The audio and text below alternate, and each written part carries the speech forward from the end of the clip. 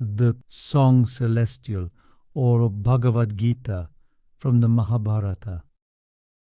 Being a discourse between Arjuna, Prince of India, and the Supreme Being, under the form of Krishna, translated from the Sanskrit text by Sir Edwin Arnold, M.A. KCIE CSI. Dedication to India. So have I read this wonderful and spirit-thrilling speech by Krishna and Prince Arjun, held discoursing each with each. So have I writ its wisdom here, its hidden mystery. For England, O our India, as dear to me as she. Edwin Arnold.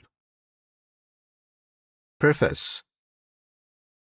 This famous and marvelous Sanskrit poem occurs as an episode of the Mahabharata, in the 6th or Bhishma Parva of the great Hindu epic. It enjoys immense popularity and authority in India, where it is reckoned as one of the 5 jewels, Pancharatni, of Devanagari literature.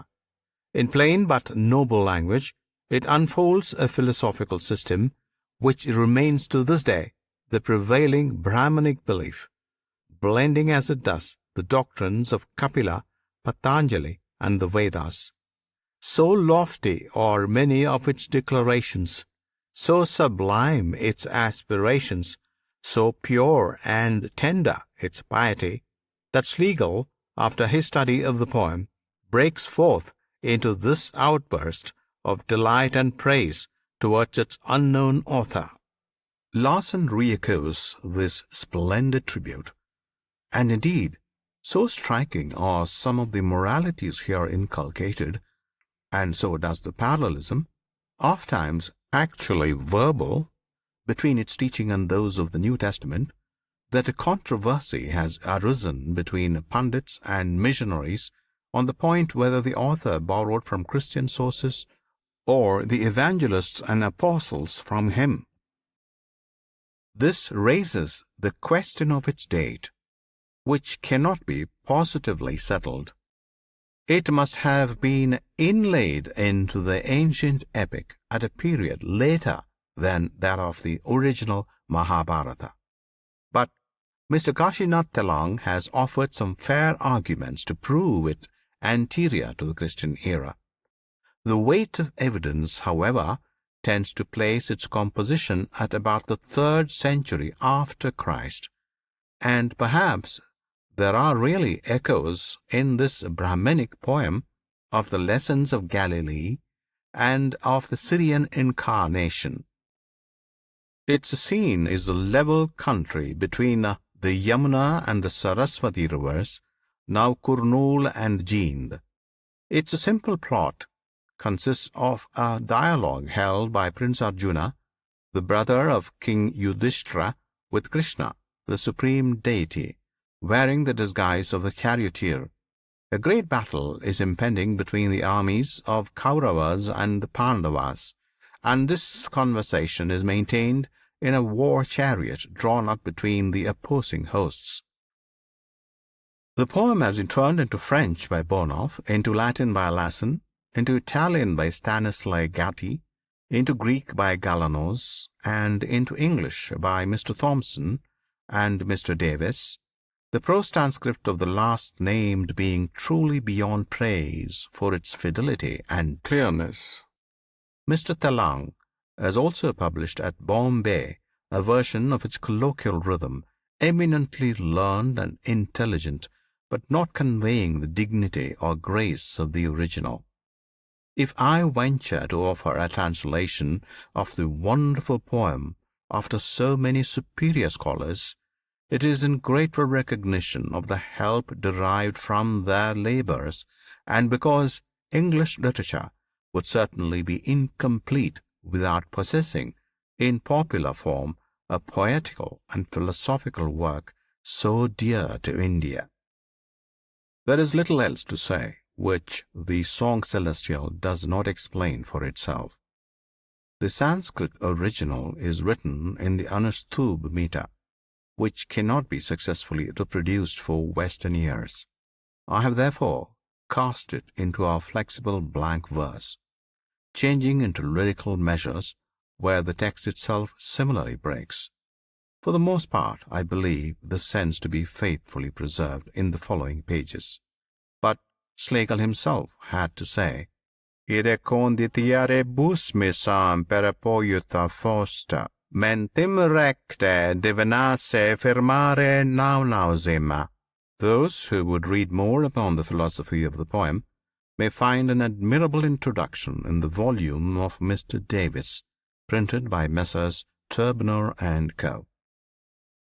Edwin Arnold, CSI. Chapter 1.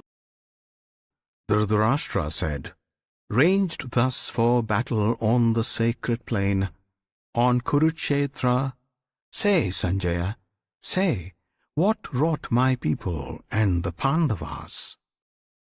Sanjaya said, when he beheld the host of Pandavas, Raja Duryodhana to Drona drew, and spake these words, Ah, Guru, see this line, how vast it is of Pandu fighting men, embattled by the son of Drupada, thy scholar in the war.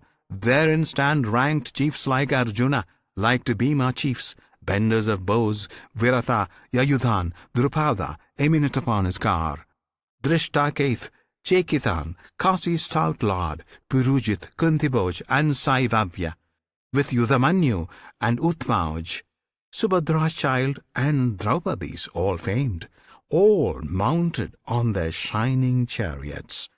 On our side, too, thou best of Brahmins, see excellent chiefs, commanders of my line, whose names I joy to count, thyself the first. Then Bhishma, Karna, Kripa fierce in fight, Vikarana, Asvathaman, next to these strong Saumadatti, with full many more valiant and tried, ready this day to die for me their king, each with his weapon grasped, each skilful in the field. Weakest to me seems our battle shows where Bhishma holds command, and Bhima fronting him, something too strong. Have care, our captains, nigh to Bhishma's ranks, prepare what help they may. Now blow my shell. Then, at the signal of the aged king, with blare to wake the blood, rolling around like to a lion's roar, the trumpeter blew the great conch, and at the noise of it, trumpets and drums, cymbals and gongs and horns burst into sudden clamour, as the blasts of loosened tempest. Such the tumult seemed. Then might be seen upon their car of gold, yoked with white steeds, blowing their battle shells, Krishna the god, Arjuna at his side. Krishna with knotted locks blew his great conch carved of the giant's bone. Arjuna blew Indira's loud gift. Bhima the terrible, wolf-bellied Bhima blew a long reed conch, and Yudhishthira, Kunti's blameless son, winded a mighty shell, victory's voice, and Nakula blew shrill upon his conch, named the sweet-sounding.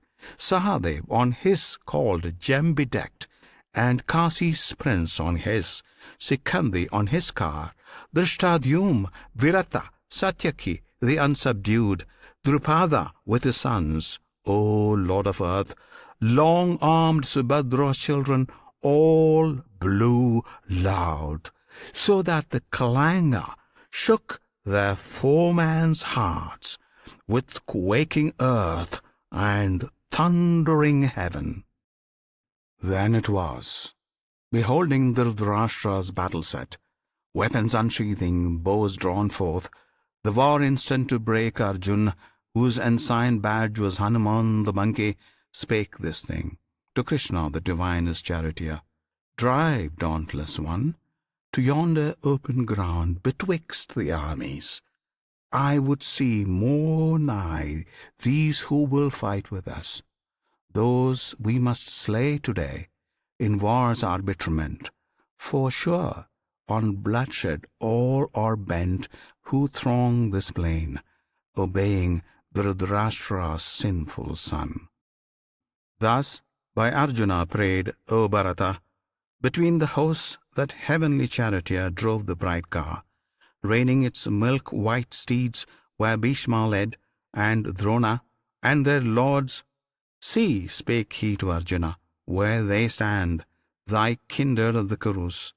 And the prince marked on each hand the kinsmen of his house, grandsires and sires, uncles and brothers and sons, cousins and sons in law and nephews, mixed with friends and honored elders, some this side, some that side ranged, and seeing those opposed, such kith grown enemies, Arjuna's heart melted with pity while he uttered this. Arjuna said, Krishna, as I behold, come here to shed their common blood, yon concourse of our kin, my members fail, my tongue dries in my mouth, a shudder thrills my body, and my hair bristles with horror. From my weak hand slips Gandiv, the goodly bow. A fever burns my skin to parching. Hardly may I stand. The life within me seems to swim and faint. Nothing do I foresee save woe and wail. It is not good, O Keshav. Naught of good can spring from mutual slaughter. Lo, I hate triumph and domination, wealth and ease, thus sadly won. Aho, what victory can bring delight? Govinda, what rich spoils could profit, what rule recompense? What span of life itself seem sweet, bought with such blood? Seeing that these stand here, ready to die, for whose sake life was fair and pleasure pleased, and power grew precious, grandsires, sires and sons, brothers and fathers-in-law and sons-in-law, elders and friends. Shall I deal death on these, even though they seek to slay us? Not one blow, O Madhusudan, will I strike to gain the rule of all three worlds. Then how much less to seize an earthly kingdom? Killing these must breed but anguish. Krishna, if they be guilty, we shall grow guilty by their deaths. Their sins will light on us. If we shall slay those sons of Dhritarashtra and our kin, what peace could come of that, O Madhava? For if indeed, blinded by lust and wrath, these cannot see or will not see the sin of kingly lines overthrown and kinsmen slain, how shall not we who see shun such a crime, we who perceive the guilt and feel the shame? O thou delight of men, Janardana, by overthrow of houses perisheth their sweet continuous household piety, and rites neglected, piety extinct, enters impiety upon that home. Its women grow unwomened, whence there spring mad passions, and the mingling up of castes, sending a hellward road that family, and whose wrought its doom by wicked wrath. Nay, and the souls of honoured ancestors fall from the place of peace, being bereft of funeral cakes and the worn death water. So teach our holy hymns.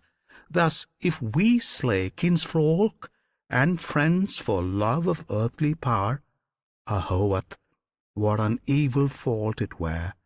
Better, I deem it, if my kinsmen strike, to face them weaponless, and bare my breast to shaft and spear, than answer blow with blow. So speaking, in the face of those two hosts, Arjuna sank upon his chariot seat, and let fall bow and arrows, sick at heart. Here endeth Chapter 1 of the Bhagavad Gita, entitled Arjun Vishad, or the Book of the Distress of Arjuna. Chapter 2. Sanjaya said, Him filled with such compassion and such grief, with eyes tear-dimmed, despondent, in stern words the driver, Madhusudan, thus addressed. Krishna said, "How hath this weakness taken thee? Whence springs the inglorious trouble? Shameful to the brave, barring the path of virtue?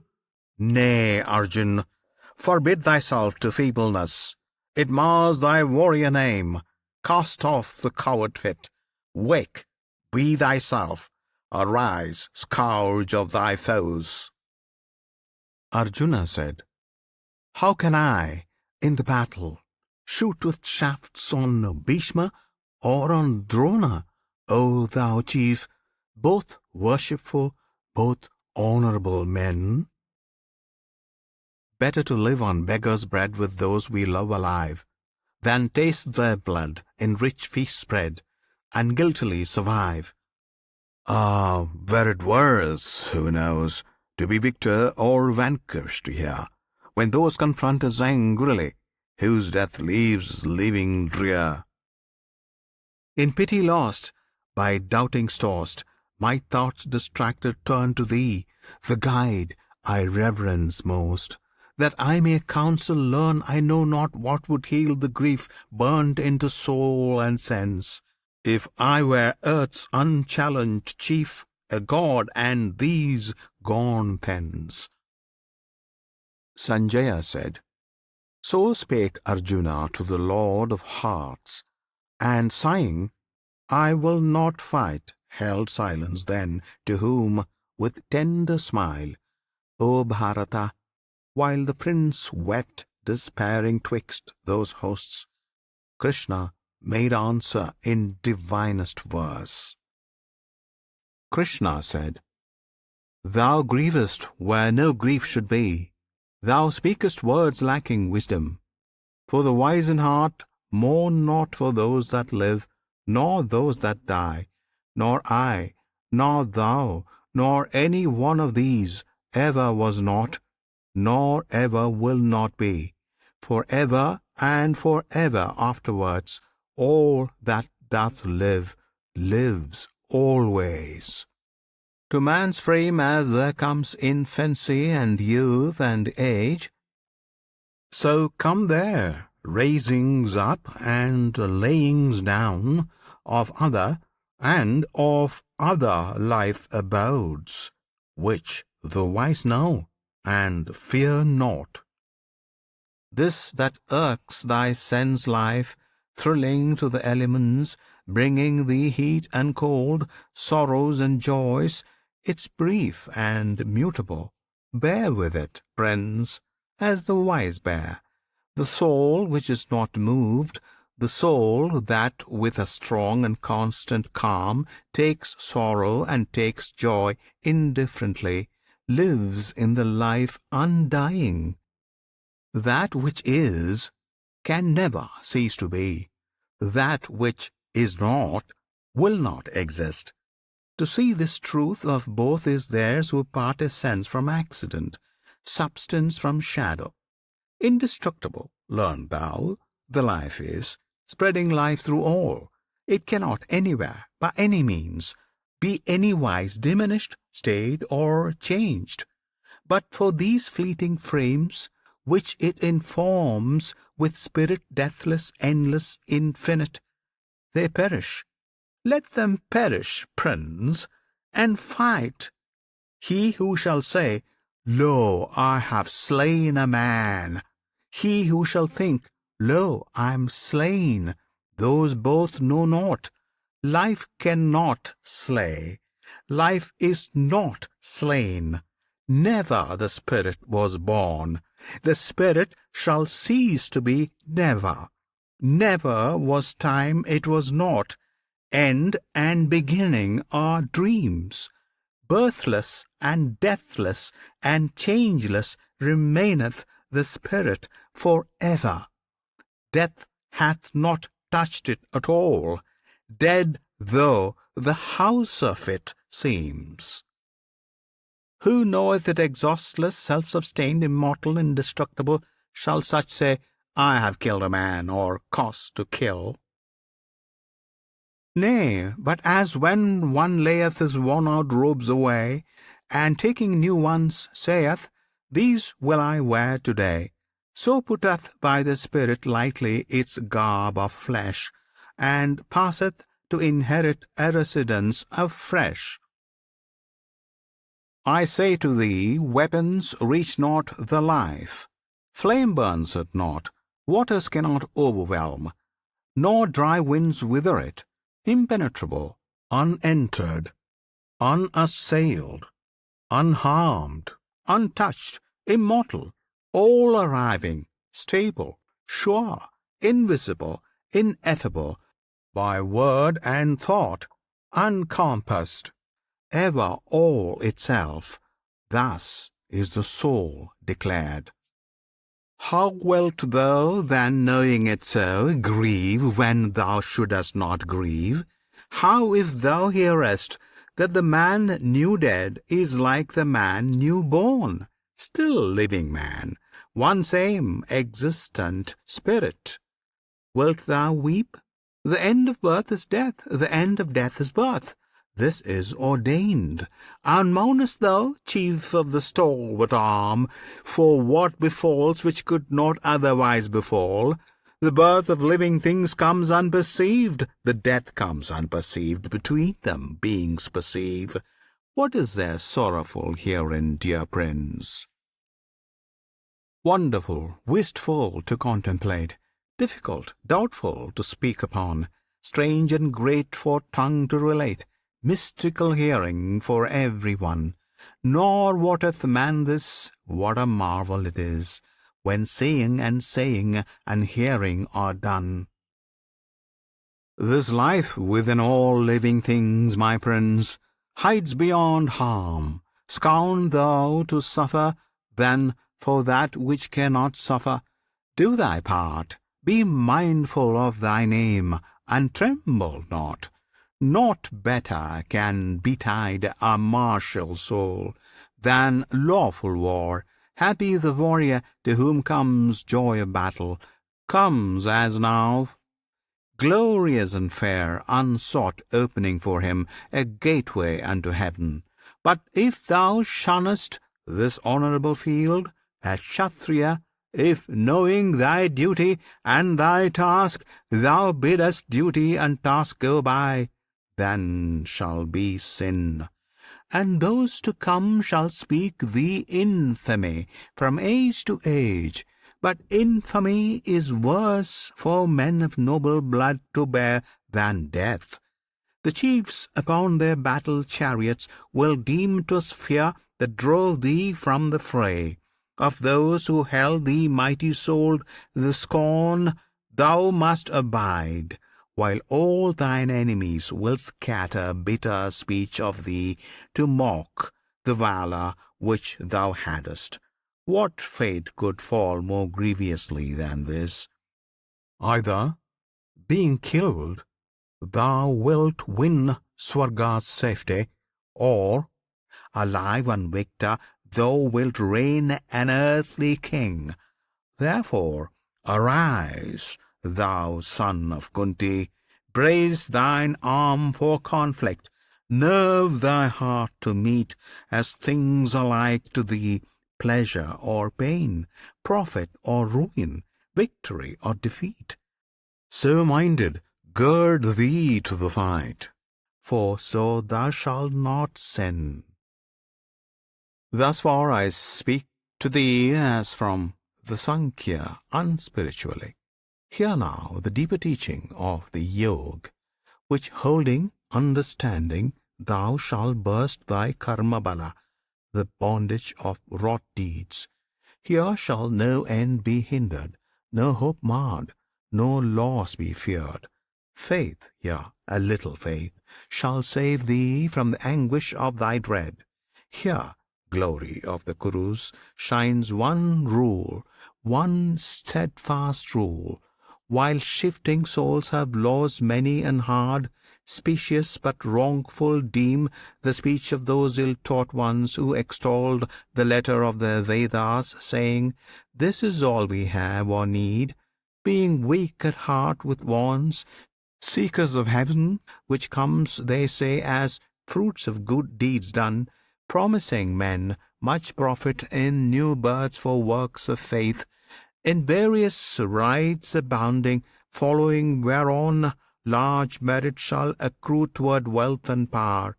Albeit, who wealth and power do most desire, least fixity of soul have, such least hold on heavenly meditation. Much these teach from Vedas concerning the three qualities. But thou be free of the three qualities, free of the pairs of opposites, and free from that sad righteousness which calculates self-ruled. Arjuna, simple, satisfied. Look, like as when a tank pours water forth to suit all needs, so do these Brahmins draw texts from all wants from tank of holy writ. But thou want not, ask not, find full reward of doing right in right. Let right deeds be thy motive, not the fruit which comes from them, and live in action, labor, make thine acts thy piety, casting all self aside, contemning gain and merit, equable in good or evil. Equability is yoga, is piety. Yet the right act is less, far less, than the right thinking mind. Seek refuge in thy soul, have there thy heaven. Scorn them that follow virtue for her gifts. The mind of pure devotion, even here, casts equally aside good deeds and bad, passing above them. Unto pure devotion devote thyself with perfect meditation, comes perfect act, and the right-hearted rise more certainly because they seek no gain, forth from the bands of body step by step to highest seats of bliss. When thy firm soul hath shaken off those tangled oracles which ignorantly guide, then shall it soar to high neglect of what's denied or said, this way or that way, in doctrinal writ. Troubled no longer by the priestly lore, safe shall it live and sure, steadfastly bent on meditation. This is yoga and peace. Arjuna said, what is his mark who hath that steadfast heart, confirmed in holy meditation? How know we his speech, Keshava? Sits he, moves he like other men? Krishna said, when one, O Partha's son, abandoning desires which shake the mind, finds in his soul full comfort for his soul, he hath attained the yoga. That man is such, in sorrows not dejected, and in joys not overjoyed, dwelling outside the stress of passion, fear, and anger, fixed in calms of lofty contemplation. Such a one is Muni, is the sage, the true recluse. He who to none and nowhere overbound by ties of flesh, takes evil things and good neither desponding nor exulting, such bears wisdom's plainest mark. He who shall draw as the wise tortoise draws its 4 feet safe under its shield, his 5 frail senses back under the spirit's buckler from the world which else assails them. Such a one, my prince, hath wisdom's mark. Things that solicit sense hold off from the self-governed. Nay, it comes the appetites of him who lives beyond depart, aroused no more. Yet may it chance, O son of Kunti, that a governed mind shall sometime feel the sense storms sweep, and wrest strong self-control by the roots. Let him regain his kingdom, let him conquer this, and sit on me intent. That man alone is wise who keeps the mastery of himself, If one ponders on objects of the sense, there springs attraction. From attraction grows desire. Desire flames to fierce passion. Passion breeds recklessness. Then the memory, all betrayed, lets noble purpose go, and saps the mind, till purpose, mind, and man are all undone. But if one deals with objects of the sense, not loving and not hating, making them serve his free soul, which rests serenely Lord, lo, such a man comes to tranquillity, and out of that tranquillity shall rise the end and healing of his earthly pains, since the will governed sets the soul at peace. The soul of the ungoverned is not his, nor hath he knowledge of himself, which lacked how grows serenity, and wanting that, whence shall he hope for happiness? The mind that gives itself to follow shows of sense seeth its helm of wisdom rent away, and like a ship in waves of whirlwind drives to wreck and death. Only with him, great prince, whose senses are not swayed by things of sense, only with him who holds his mastery, shows wisdom perfect. What is midnight gloom to unenlightened souls shines wakeful day to his clear gaze. What seems as wakeful day is known for night, thick night of ignorance, to his true seeing eyes. Such is the saint. And like the ocean, day by day receiving floods from all lands, which never overflows its boundary line, not leaping and not leaving, fed by the rivers, but unswelled by those. So is the Perfect One. To his soul's ocean the world of sense pours streams of witchery. They leave him as they find, without commotion, taking their tribute, but remaining sea. Yea, whoso, shaking off the yoke of flesh, lives lord, not servant of his lusts, set free from pride, from passion, from the sin of self, toucheth tranquillity. O Partha's son, that is the state of Brahm. There rests no dread when the last step is reached. Live where he will, die when he may, such passeth from all plaining to blessed Nirvana, with the gods attaining. Here endeth Chapter 2 of the Bhagavad Gita, entitled Sankhya Yoga, or the Book of Doctrines. Chapter 3. Arjuna said, Thou whom all mortals praise, Janardana, if meditation be a nobler thing than action, wherefore then, great Keshava, dost thou impel me to this dreadful fight? Now am I by thy doubtful speech disturbed? Tell me one thing, and tell me certainly, by what road shall I find the better end? Krishna said, I told thee, blameless Lord, there be two paths shown to this world, two schools of wisdom. First, the Sankhyas, which doth save in way of works prescribed by reason. Next, the Yoga, which bids attain by meditation, spiritually. Yet these are one. No man shall escape from act by shunning action. Nay, and none shall come by mere announcements unto perfectness. Nay, and no jot of time, at any time, rests any actionless. His nature's law compels him, even unwilling, into act. For thought is act in fancy. He who sits suppressing all the instruments of flesh, yet in his idle art thinking on them, plays the inept and guilty hypocrite. But he who, with strong body serving mind, gives up his mortal powers to worthy work, not seeking gain, Arjuna, such a one is honourable. Do thine allotted task. Work is more excellent than idleness. The body's life proceeds not, lacking work.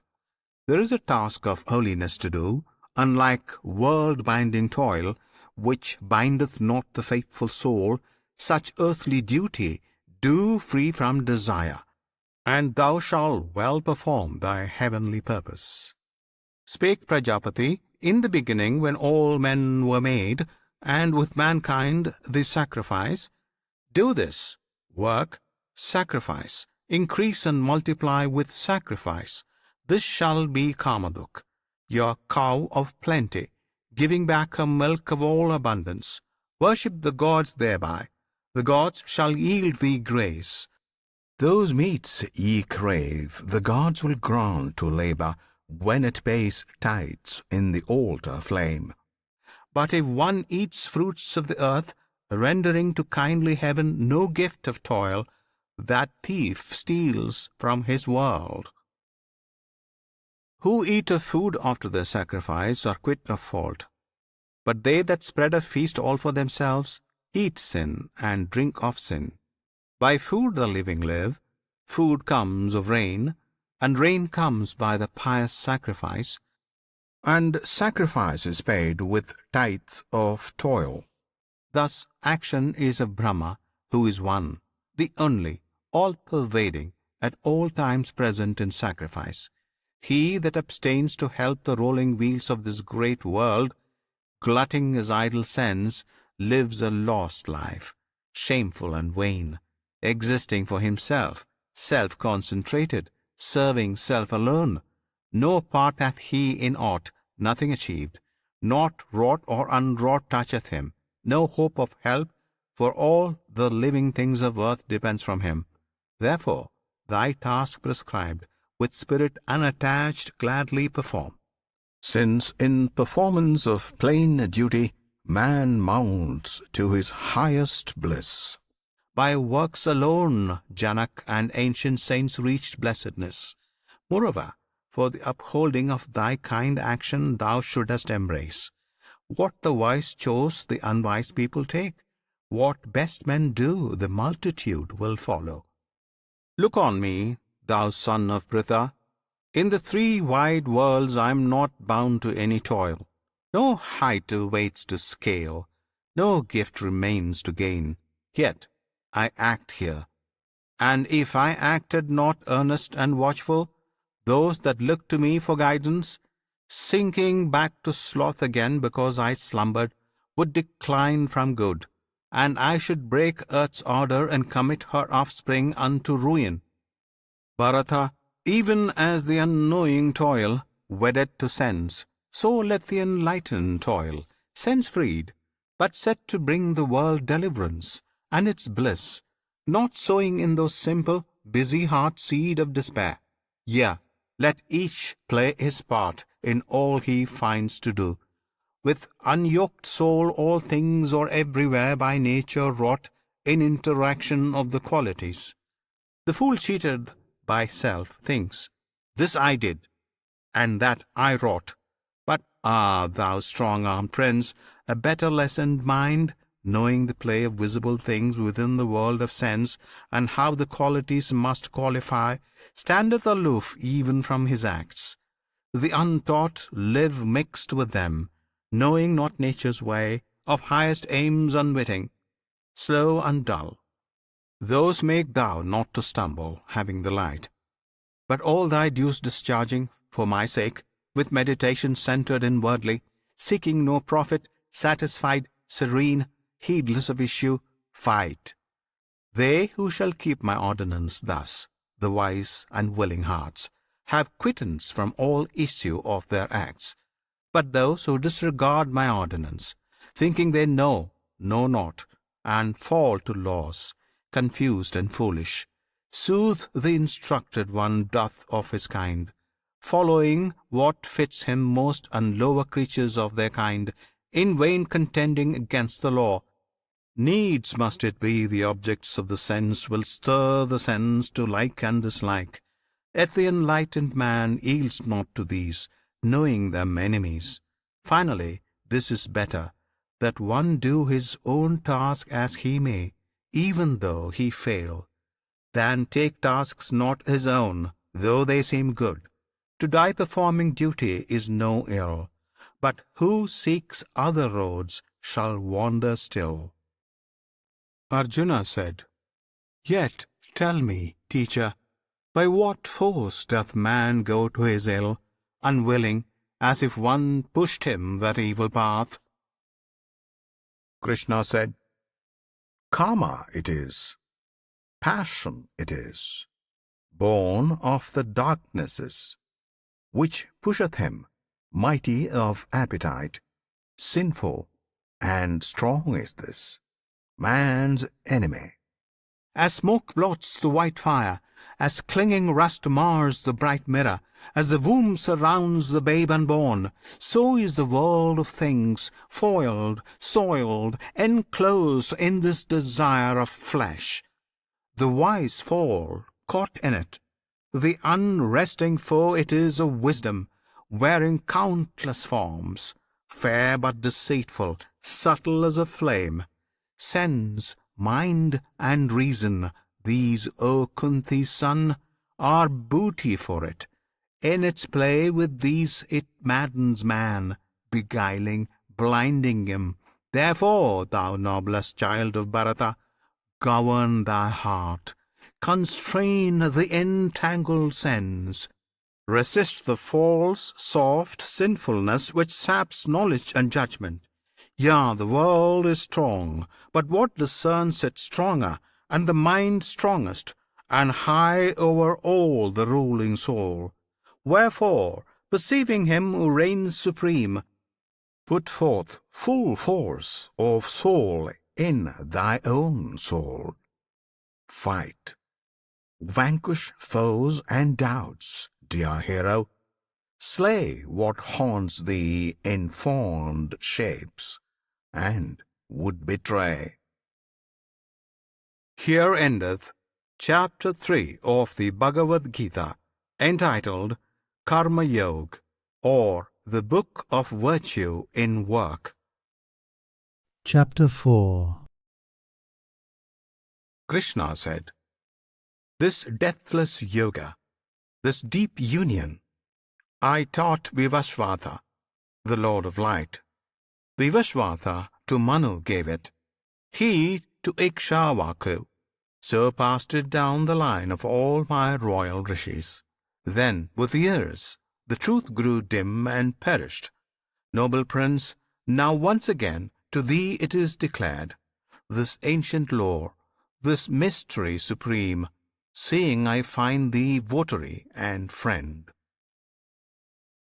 Arjuna said, Thy birth, dear Lord, was in these later days, and bright Vivasvata's preceded time. How shall I comprehend this thing thou sayest, from the beginning it was I who taught? Krishna said, Manifold the renewals of my birth have been, Arjuna, and of thy births too. But mine I know, and thine thou knowest not.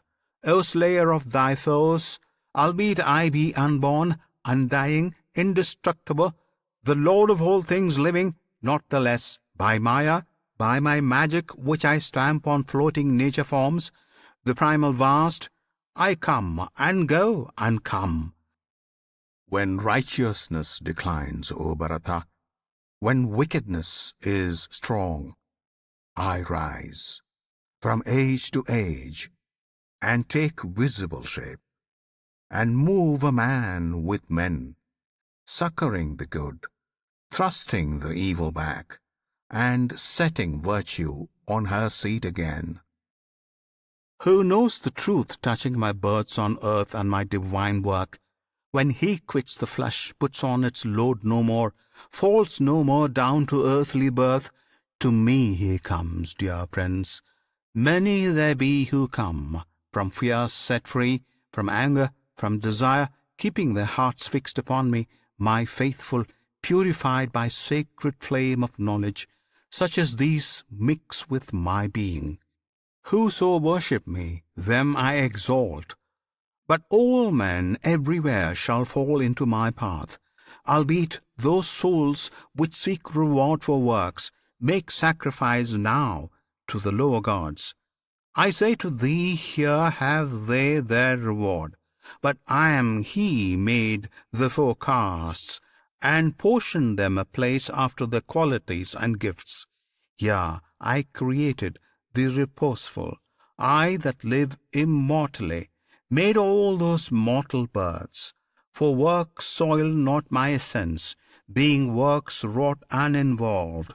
Who knows me acting thus unchained by action? Action binds not him. And so perceiving, all those saints of old worked, seeking for deliverance. Work thou as, in the days gone by, thy fathers did. Thou sayest, perplexed, it hath been asked before by singers and by sages, what is act, and what inaction? I will teach thee this, and, knowing, thou shalt learn which work doth save. Needs must one rightly meditate those three: doing, not doing, and undoing. Here thorny and dark the path is. He who sees how action may be rest action, he is wisest amid his kind. He hath the truth. He doeth well, acting or resting, freed in all his works from prickings of desire, burned clean in act by the white fire of truth. The wise call that man wise, and such a one, renouncing fruit of deeds, always content, always self-satisfying.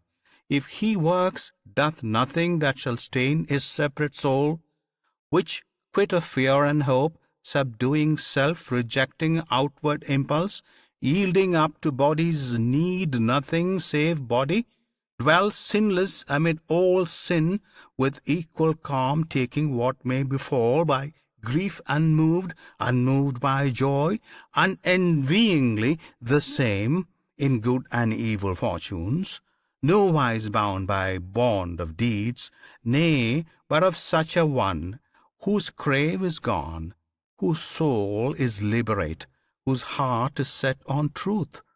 Of such a one, what work he does is work of sacrifice, which passeth purely into ash and smoke consumed upon the altar.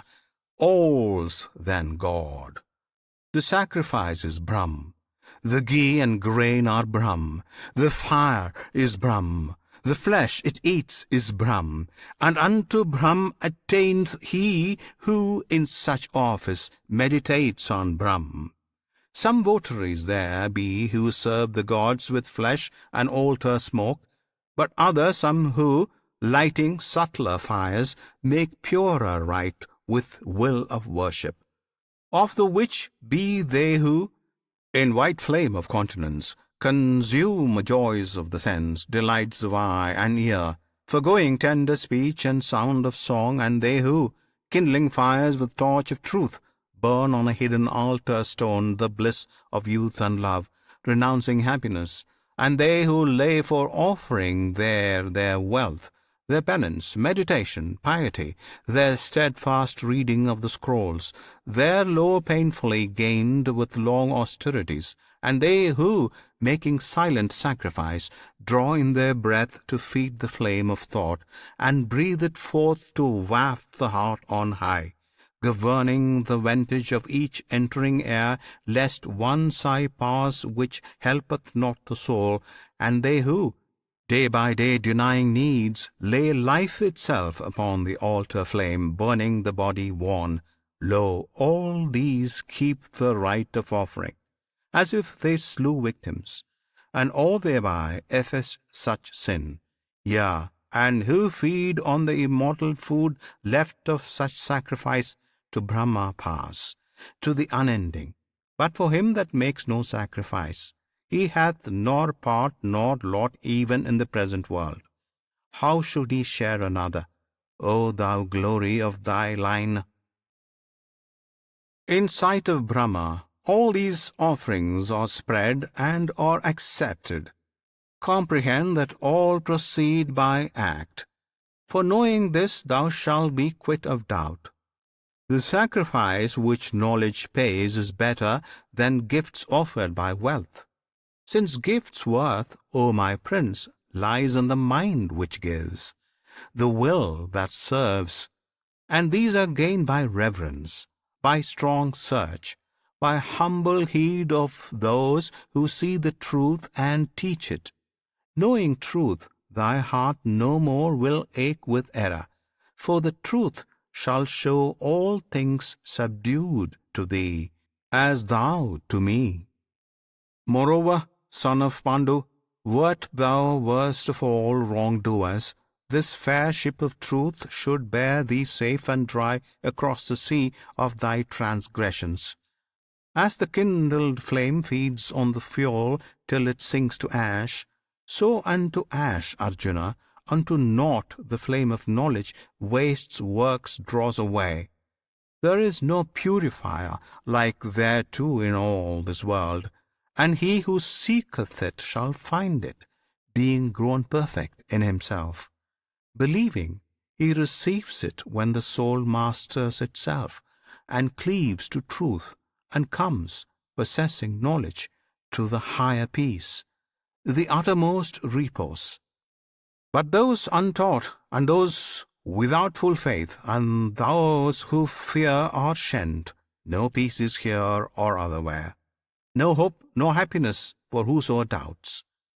He that, being self contained, hath vanquished doubt, disparting self from service, soul from works, enlightened and emancipate, my prince, works fetter him no more. Cut then atwain with sword of wisdom, son of Bharata, this doubt that binds thy heartbeats. Cleave the bond born of thy ignorance. Be bold and wise. Give thyself to the field with me. Arise. Here endeth Chapter 4 of the Bhagavad Gita, entitled Jnana Yoga, or the Book of Religion of Knowledge. Chapter 5.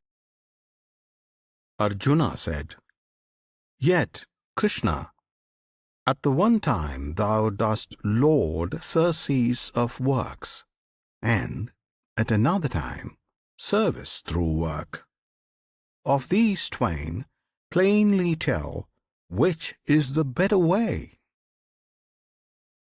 Krishna said, To cease from works is well, and to do works in holiness is well, and both conduct to bliss supreme. But of these twain the better way is his who working piously refraineth not. That is the true renouncer, firm and fixed, who, seeking not, rejecting not, dwells proof against the opposites. O valiant prince, in doing, such breaks lightly from all deed. It's the new scholar talks as they were two, this Sankhya and this Yoga. Wise men know who husbands one plucks golden fruit of both. The region of high rest which Sankhyas reach, Yogins attain. Who sees these twain as one, sees with clear eyes. Yet such abstraction, chief, is hard to win without much holiness. Whoso is fixed in holiness, self-ruled, pure-hearted, lord of senses and of self, lost in the common life of all which lives, a yoga yukt, he is a saint who wends straightway to Brahm. Such a one is not touched by taint of deeds. Not of myself I do. Thus will he think who holds the truth of truths.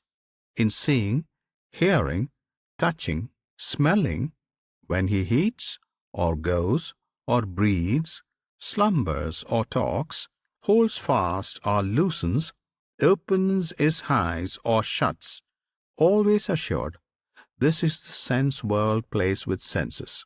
He that acts in thought of Brahm, detaching end from act, with act content, the world of sense can no more stain his soul than waters marreth enamelled lotus leaf.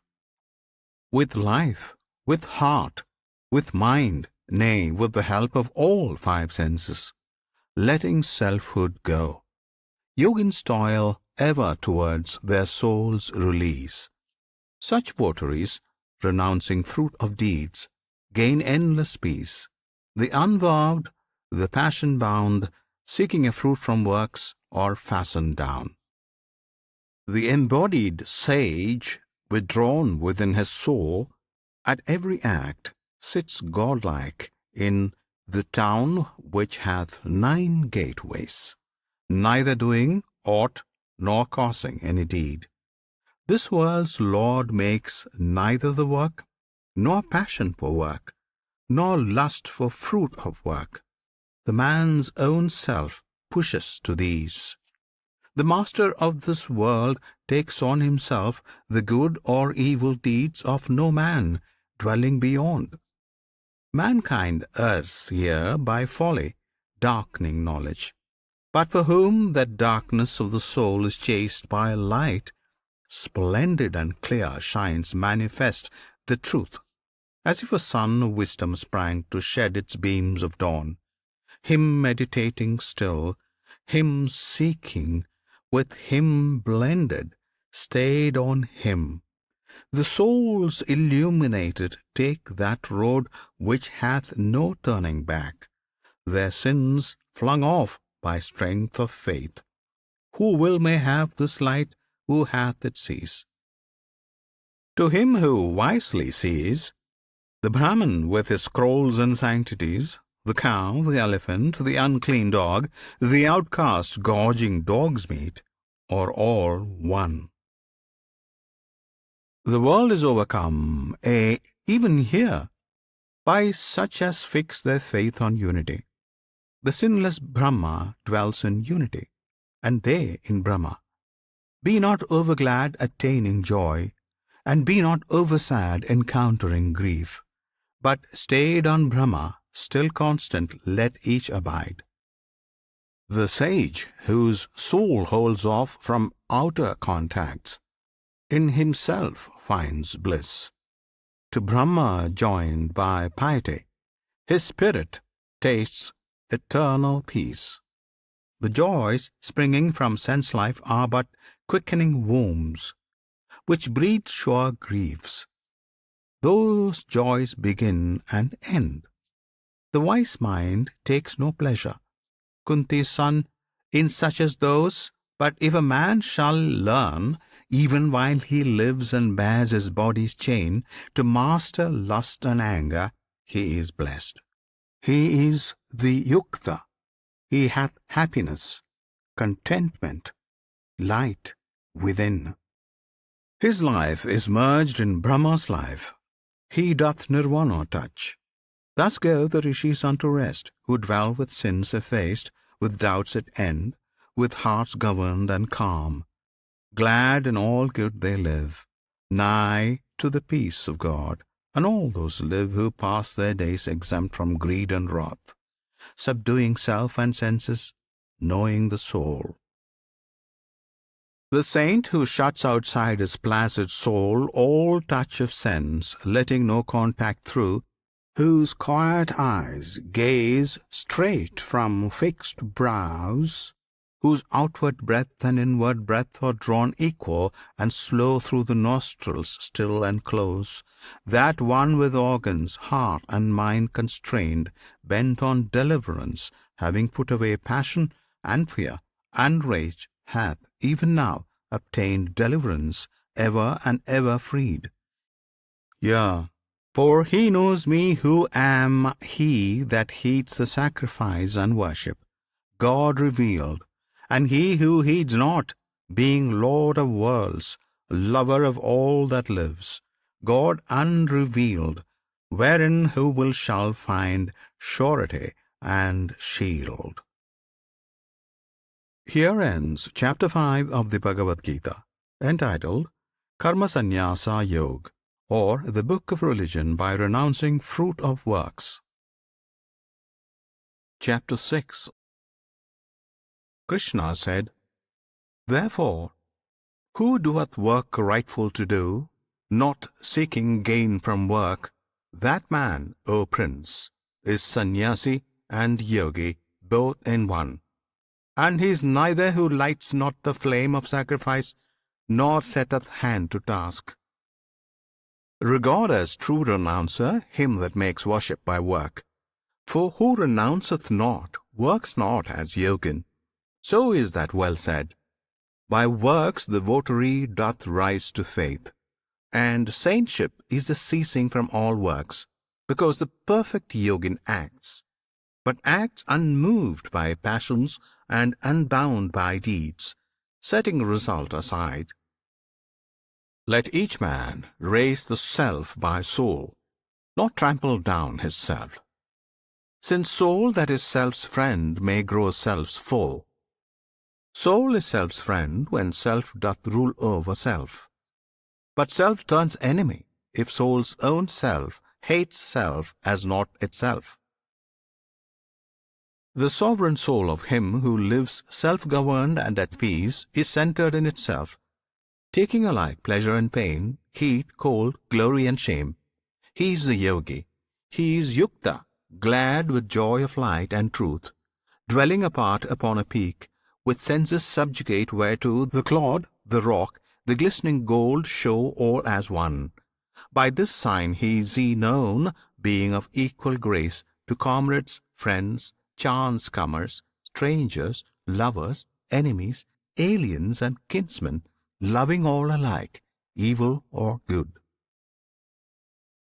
Sequestered should he sit, steadfastly meditating, solitary, his thoughts controlled, his passions laid away, quit of belongings, in a fair, still spot having his fixed abode, not too much raised, nor yet too low. Let him abide, his goods a cloth, a deerskin, and the kusa grass.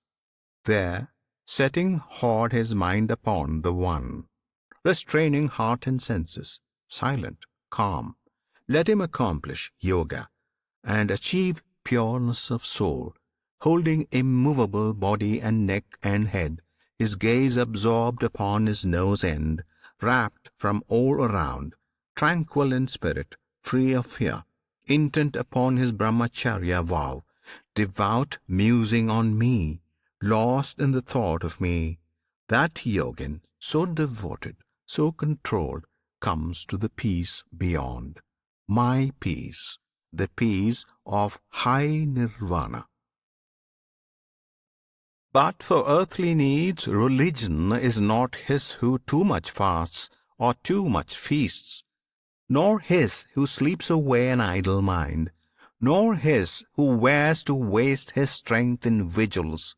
Nay, Arjuna, call that the true piety which most removes earth aches and ills, where one is moderate in eating and in resting, and in sport, measured in wish and act, sleeping betimes, waking betimes for duty. When the man, so living, centers on his soul the thought straightly restrained, untouched internally by stress of sense, then is he yukta. See, steadfast a lamp burns sheltered from the wind. Such is the likeness of the yogi's mind, shut from sense storms and burning bright to heaven. When mind broods placid, soothed with holy wont, when self contemplates self, and in itself hath comfort, when it knows the nameless joy beyond all scope of sense, revealed to soul only to soul, and knowing wavers not, true to the farther truth. When holding this, it deems no other treasure comparable, but, harboured there, cannot be stirred or shook by any gravest grief. Call that state peace, that happy severance yoga. Call that man the perfect yogin.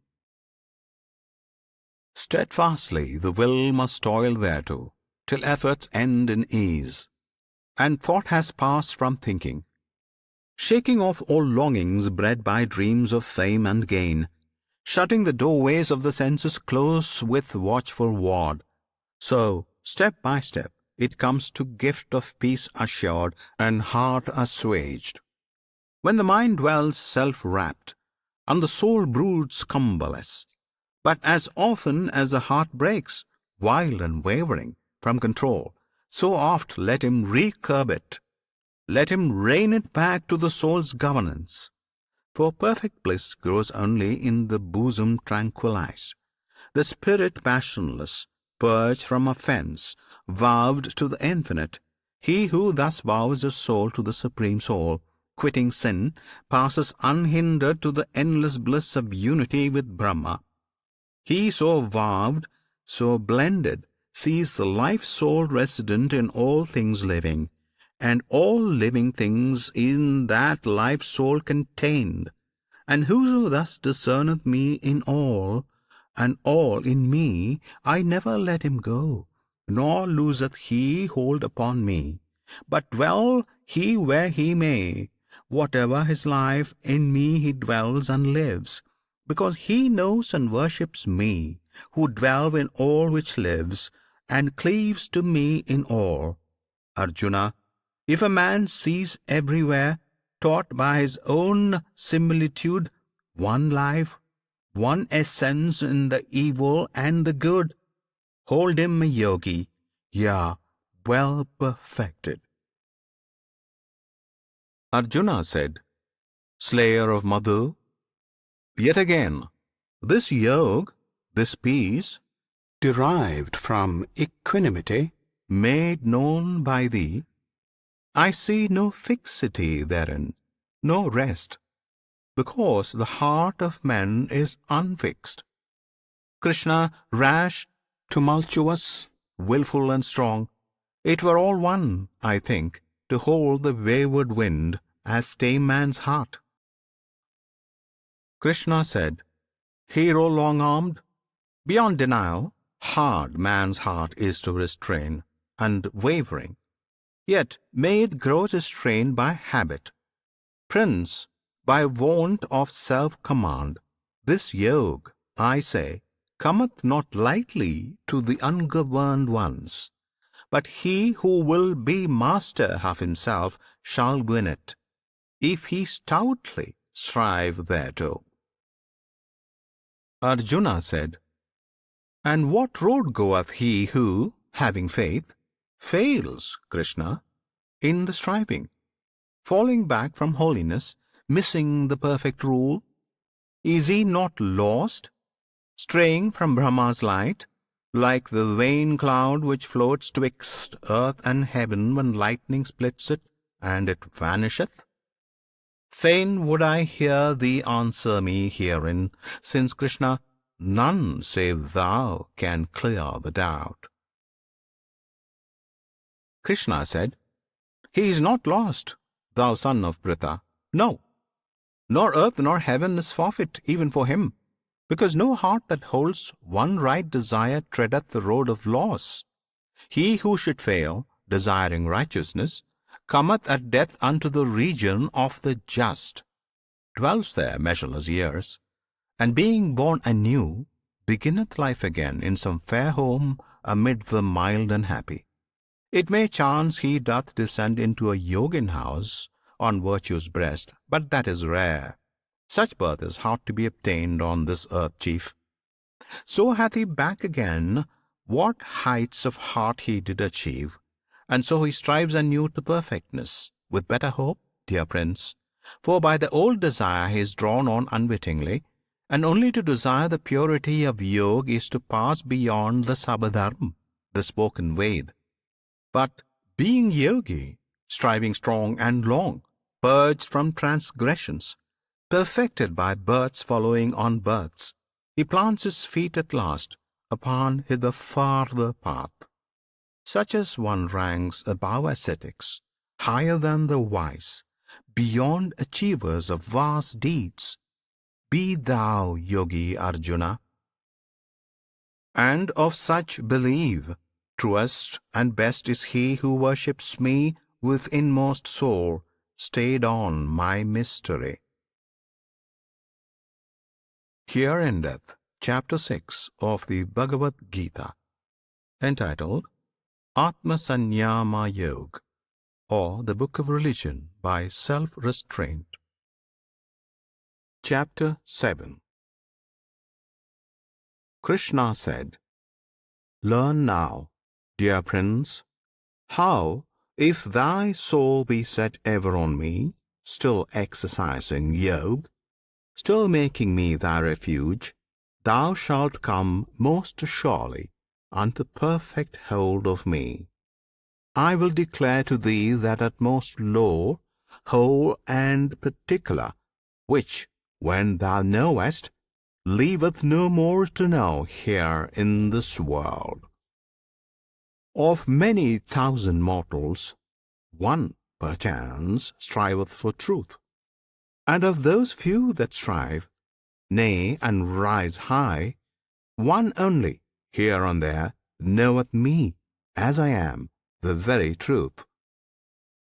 Earth, water, flame, air, ether, life, and mind, and individuality, those eight make up the showing of me manifest. These be my lower nature, learn the higher, whereby, thou valiant one, this universe is, by its principle of life, produced, whereby the worlds of visible things are born as from a yoni. Know, I am that womb. I make and I unmake this universe. Than me there is no other master, prince, no other maker. All these hang on me as hangs a row of pearls upon its string.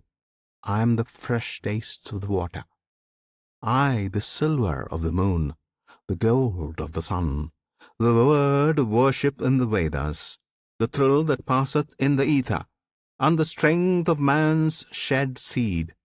I am the good sweet smell of the moistened earth. I am the fire's red light, the vital air moving in all which moves, the holiness of hallowed souls, the root undying, whence hath sprung whatever is, the wisdom of the wise, the intellect of the informed, the greatness of the great, the splendor of the splendid. Kunti's son, these am I, free from passion and desire. Yet am I right desire in all who yearn. Chief of the Bharatas, for all those moods, soothfast or passionate or ignorant, which nature frames, deduce from me. But all are merged in me, not I in them.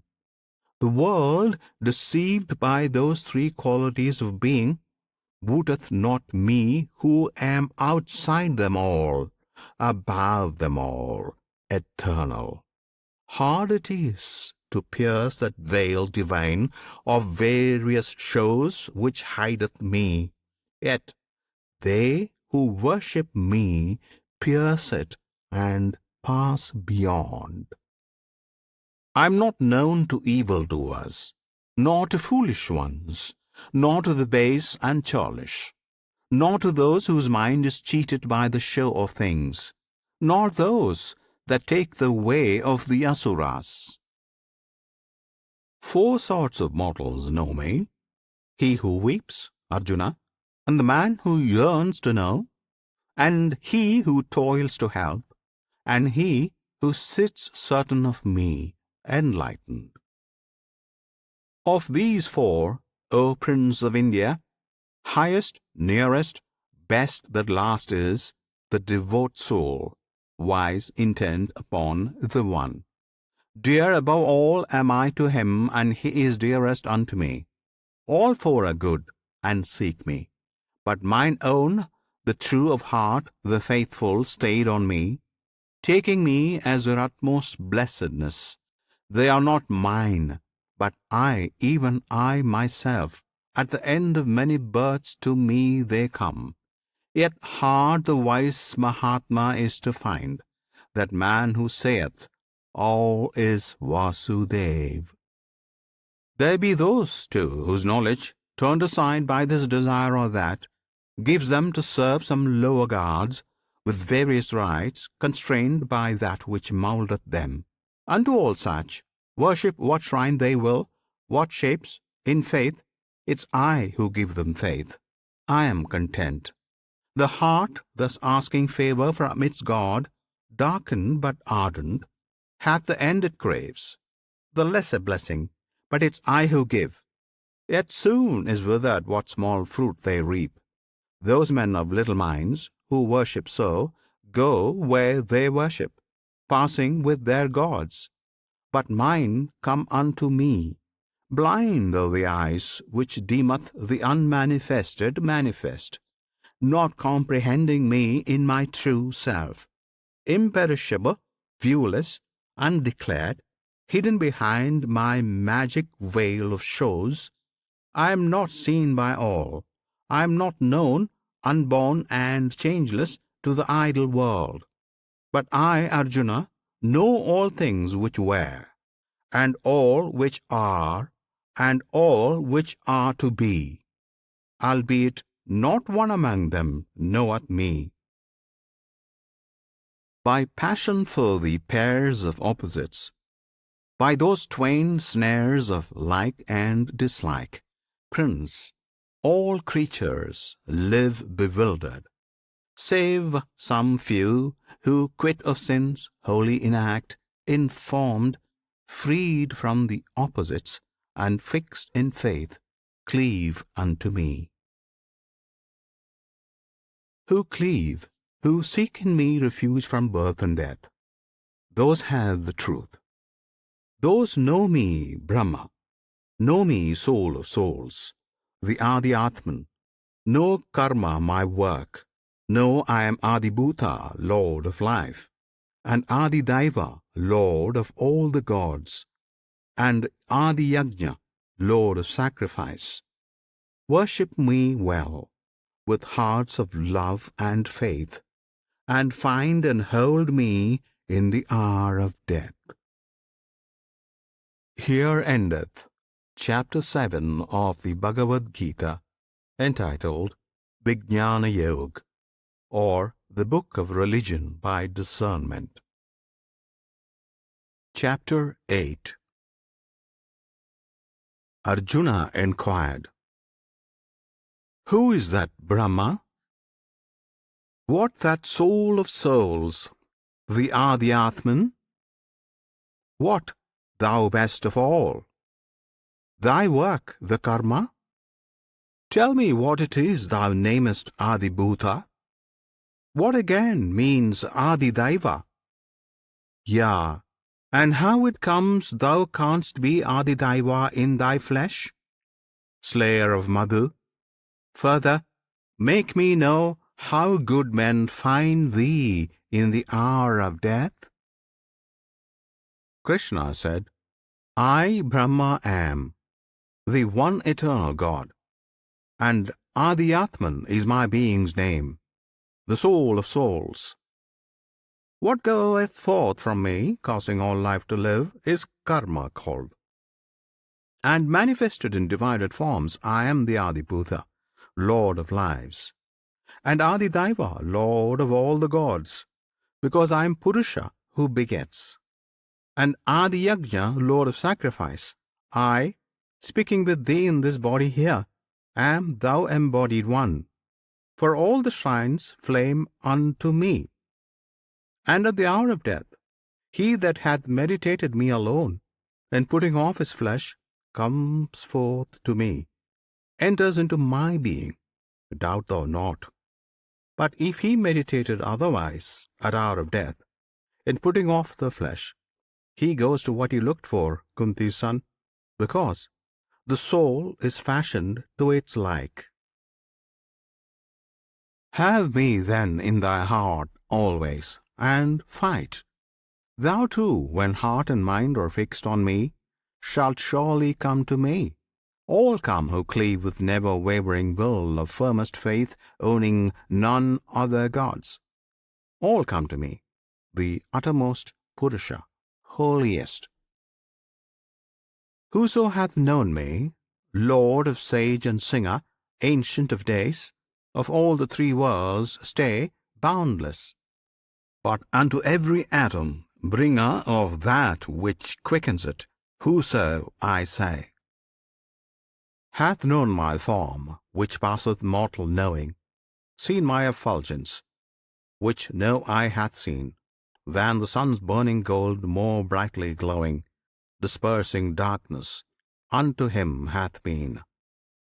Right life, and in the hour when life is ending, with mind set fast and trustful piety, drawing still breath beneath calm brows unbending, in happy peace that faithful one doth die. In glad peace passeth to Purusha's heaven, the place which they who read the Vedas name Aksharam, ultimate, whereto have striven saints and ascetics. Their road is the same. That way, the highest way, goes he who shuts the gates of all his senses, locks desire safe in his heart, centers the vital airs upon his parting thought, steadfastly set, and murmuring Om, the sacred syllable, emblem of Brahm, dies meditating me. For who, none other gods regarding, looks ever to me, easily am I gained by such a yogi, and attaining me, they fall not, those Mahatmas, back to birth, to life which is the place of pain which ends, but take the way of utmost blessedness. The worlds, Arjuna, even Brahma's world, roll back again from death to life's unrest. But they, O Kunti's son, that reach to me, taste birth no more.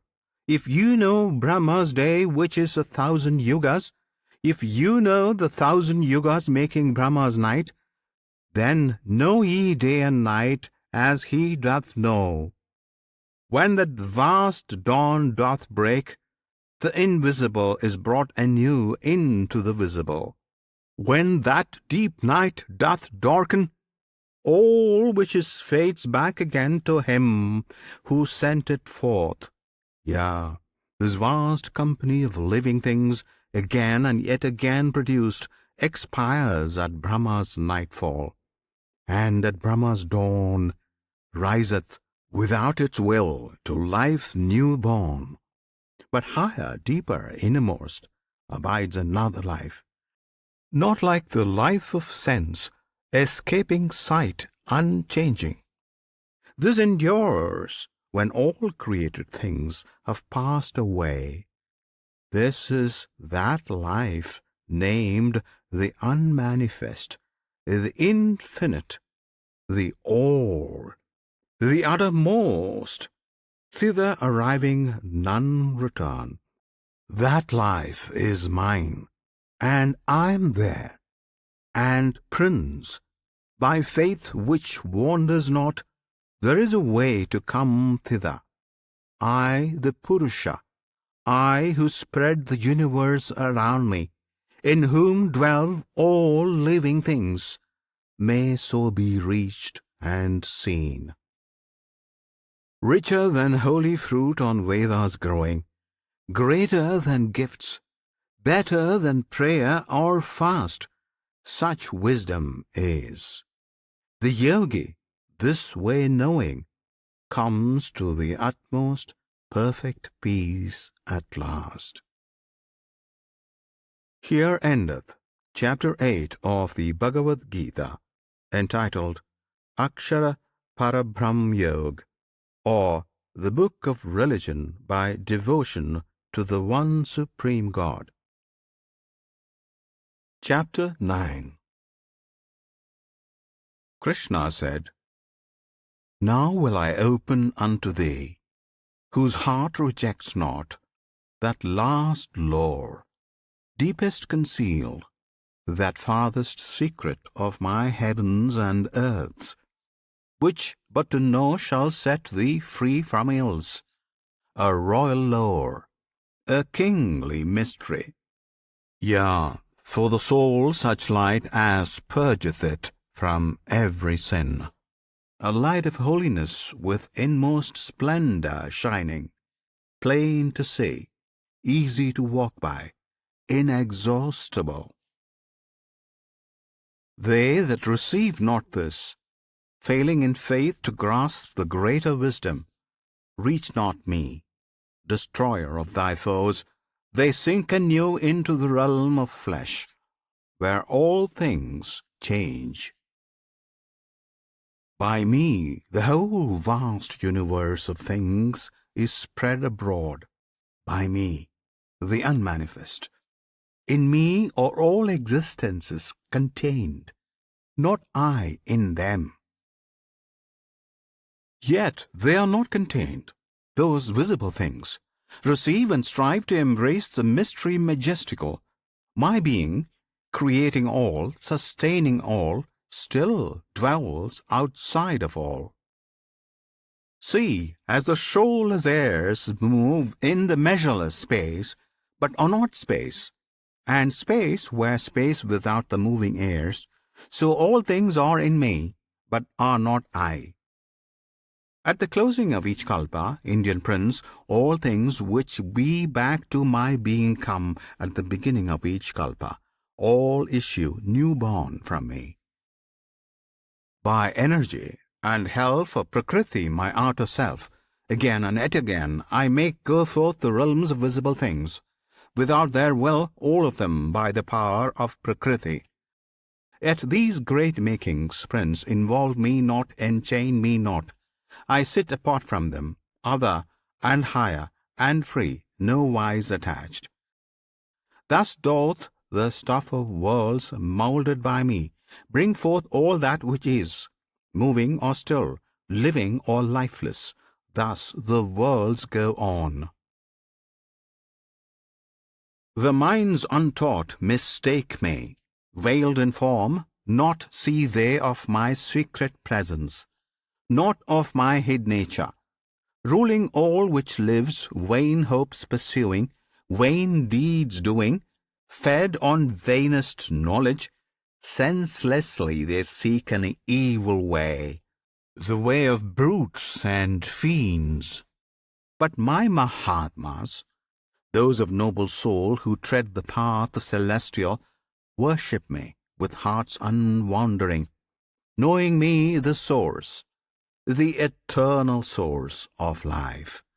Unendingly they glorify me, seek me, keep their vows of reverence and love, with changeless faith adoring me. Yea, and those too adore, who, offering sacrifice of wakened hearts, have sense of one pervading Spirit's stress, one force in every place, though manifold. I am the sacrifice, I am the prayer, I am the funeral cake set for the dead, I am the healing herb, I am the ghee, the mantra and the flame, and that which burns. I am of all this boundless universe the father, mother, and sister, and guard, the end of learning, that which purifies in lustral water. I am Om. I am Rig Veda, Sama Veda, Yajur Veda, the way, the fosterer, the Lord, the judge, the witness, the abode, the refuge house, the friend, the fountain and the sea of life which sends and swallows up, treasure of worlds and treasure chamber, seed and seed sower whence endless harvests spring. Sun's heat is mine, heaven's rain is mine to grant or to withhold. Death am I, and immortal life I am. Arjuna, Sat and Asat, visible life and life invisible. Yea, those who learn the threefold Veds, who drink the Soma wine, purge sins, pay sacrifice, from me they earn passage to Swarga, where the meats divine of great gods feed them in high Indira's heaven. Yet they, When that prodigious joy is o'er, paradise spent, and wage for merits given, come to the world of death, and change once more. They had their recompense, they stored their treasure, following the threefold scripture and its writ. Who seeketh such gaineth the fleeting pleasure of joy which comes and goes. I grant them it. But to those blessed ones who worship me, turning not otherwise, with minds set fast, I bring assurance of full bliss beyond. Nay, and of hearts which follow other gods in simple faith, their prayers arise to me, O Kunti's son, though they prayed wrongfully.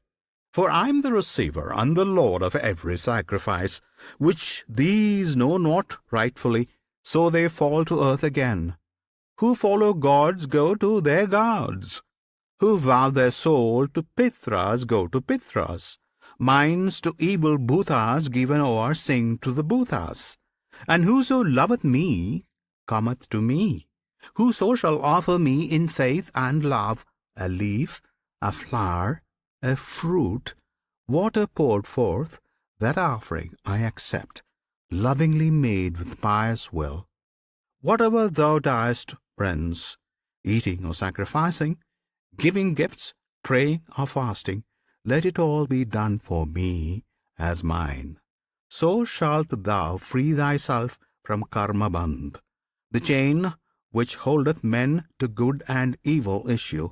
So shalt come safe unto me, when thou art quit of flesh by faith and abdication joined to me. I am alike for all. I know not hate, I know not favour. What is made is mine. But them that worship me with love, I love. They are in me, and I in them. Nay, Prince, if one of evil life turn in his thought straightly to me, count him amidst the good. He hath the high way chosen. He shall grow righteous ere long. He shall attain that peace which changes not. Thou Prince of India, be certain none can perish trusting me. O Pritha's son, whoso will turn to me, though they be born from the very womb of sin, woman or man, sprung of the Vaishya caste or lowly disregarded Sudra, all plant foot upon the highest path. How then the holy Brahmins and my royal saints? Ye who into this ill world are come, fleeting and false, set your faith fast on me. Fix heart and thought on me. Adore me. Bring offerings to me. Make me prostrations. Make me your supremest joy, and undivided. Unto my rest your spirits shall be guided. Here ends Chapter 9 of the Bhagavad Gita, entitled Rajavidya Rajaguhaya Yog, or the Book of Religion by the Kingly Knowledge and the Kingly Mystery. Chapter 10. Krishna said, Hear farther yet, thou long-armed Lord. These latest words I say, uttered to bring thee bliss and peace, who lovest me alway. Not the great company of gods nor kingly rishis know my nature, who have made the gods and rishis long ago. He only knoweth, only he is free of sin and wise, who seeth me, Lord of the worlds, with fate enlightened eyes, unborn, undying, unbegun. Whatever natures be to mortal men disturbed, those natures spring from me. Intellect, skill, enlightenment, endurance, self-control, truthfulness, equability, and grief or joy of soul, and birth and death, and fearfulness, and fearlessness, and shame, and honor, and sweet harmlessness, and peace which is the same. Whatever befalls, and mirth, and tears, and piety, and thrift, and wish to give, and will to help, all cometh of my gift. The seven chief saints, the elders four, the lordly Manus set, sharing my work to rule the worlds, these two did I beget, and Rishis, Pitris, Manus, all by one thought of my mind. Thence did arise to fill this world the races of mankind. Wherefrom, who comprehends my reign of mystic majesty, that truth of truths is thenceforth linked in faultless faith to me. Yea, knowing me the source of all, by me all creatures wrought, the wise in spirit cleave to me, into my being brought, hearts fixed on me, breaths breathed to me, praising me, each to each.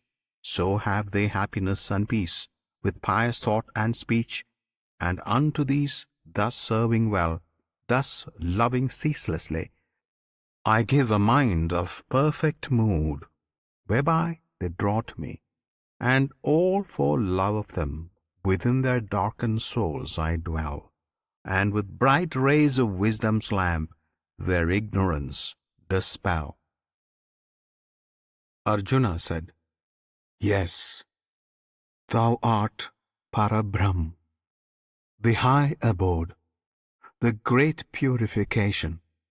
Thou art God eternal, all creating, holy, first, without beginning, Lord of lords and gods, declared by all saints, by Narada, Vyasa Asita, and Devalas, and hear thyself declaring unto me. What thou hast said now know I to be truth, O Keshava, that neither gods nor men nor demons comprehend thy mystery made manifest, divinest. Thou thyself alone dost know, Maker supreme, Master of all the living, Lord of gods, King of the universe. To thee alone belongs to tell the heavenly excellence of those perfections wherewith thou dost fill these worlds of thine. Pervading, immanent, how shall I learn supremest mystery? To know thee, though I muse continually, under what form of thine unnumbered forms mayest thou be grasped? Yet again recount, clear and complete, thy great appearances, the secrets of thy majesty and might, thou high delight of men. Never enough can mine ears drink the Amrit of such words. Krishna said, Hanta, so be it, Guru Prince. I will to thee unfold some portions of my majesty, whose powers are manifold. I am the Spirit, seated deep in every creature's heart. From me they come, by me they live, at my word they depart. Vishnu of the Adityas I am, those lords of light, Marichi of the Maruts, the kings of storm and blight. By day I gleam, the golden sun of burning cloudless noon. By night, amid the asterisms I glide, the dappled moon.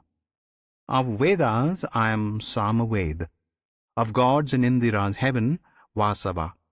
Of the faculties to living beings given, the mind which apprehends and thinks. Of Rudras, Shankara, of Yakshas and of Rakshasas, Vitesh and Pavaka of Vasus, and of mountain peaks, Meru. Virahaspati, know me mid planetary powers, mid warriors heavenly Skanda. Of all the water floods the sea which drinketh each, and Birigu of the holy saints, and Om of sacred speech. Of prayers, the prayer you whisper of hills Himala's snow, and Aswatha the fig tree, of all the trees that grow.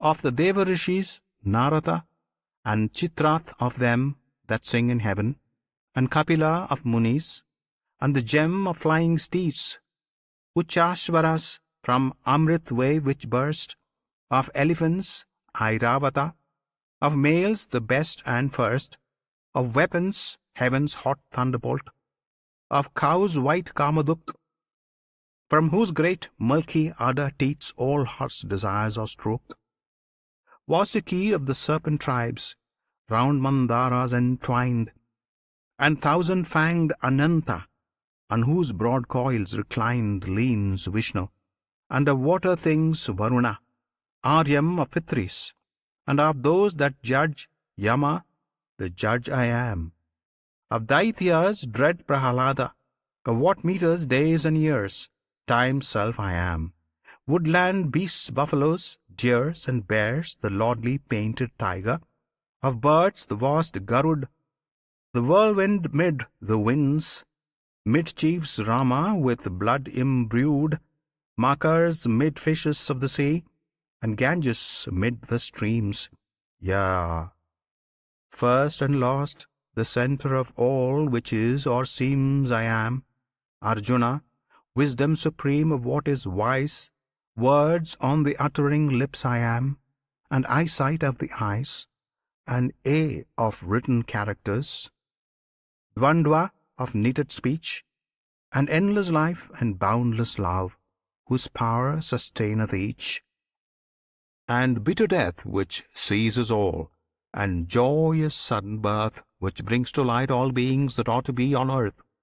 And of the viewless virtues, fame, fortune, song am I, and memory, and patience, and craft, and constancy, of Vedic hymns the Birahastam, of meters Gayatri, of months the Margasrisha, of all the seasons three the flower-wreathed spring, in Dicer's play the conquering double eight, the splendour of the splendid, and the greatness of the great.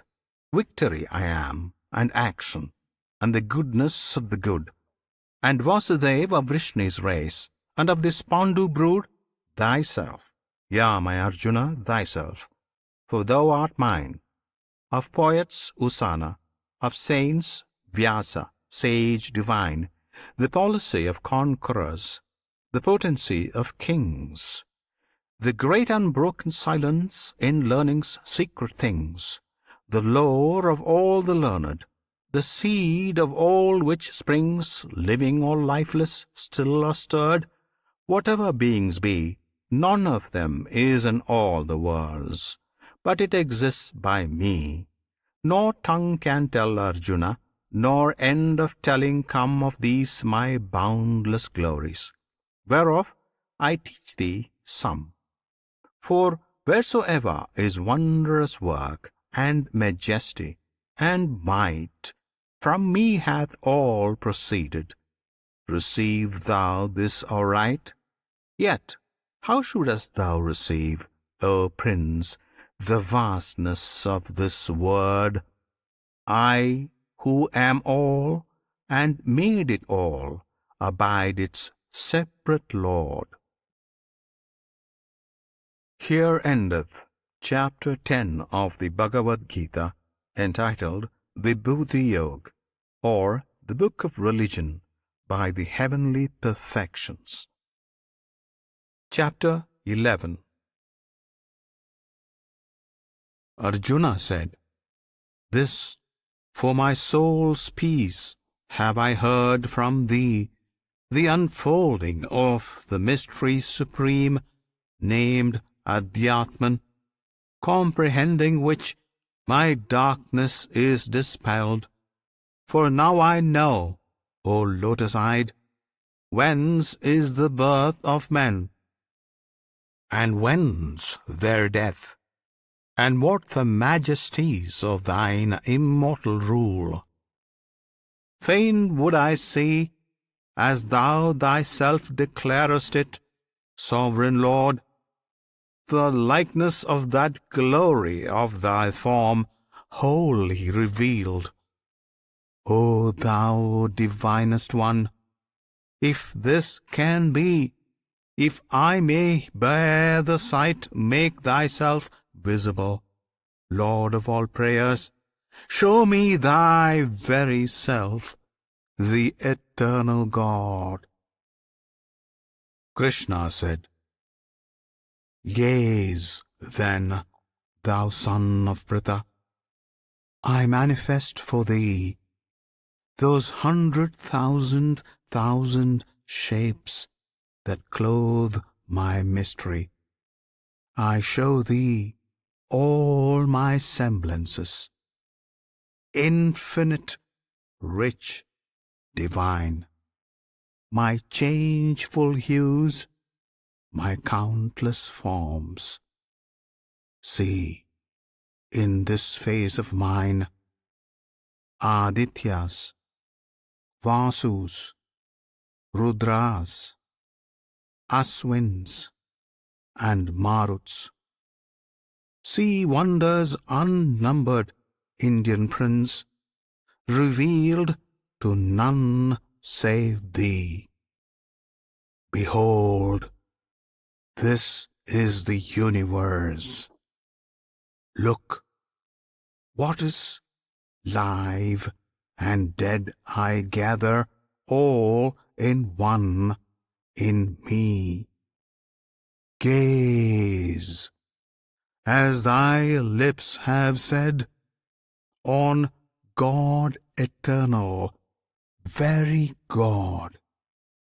See me, see what thou prayest. Thou canst not, nor with human eyes, Arjuna, ever mayest. Therefore, I give thee sense divine. Have other eyes, new light, and look, this is my glory, unveiled to mortal sight. Sanjaya said, Then, O king, the god, so saying, stood to Pritha's son, displaying all the splendor, wonder, dread of his vast almighty head. Out of countless eyes beholding, out of countless mouths commanding, countless mystic forms enfolding in one form, supremely standing, countless radiant glories wearing, countless heavenly weapons bearing, crowned with garlands of star clusters, robed in garb of woven lustrous, breathing from his perfect presence breaths of every subtle essence of all heavenly odors, shedding blinding brilliance, overspreading, boundless, beautiful, all spaces with his all-regarding faces. So he showed. If there should rise suddenly within the skies sunburst of 1,000 suns, flooding earth with beams undeemed of, then might be that Holy One's majesty and radiance dreamed of.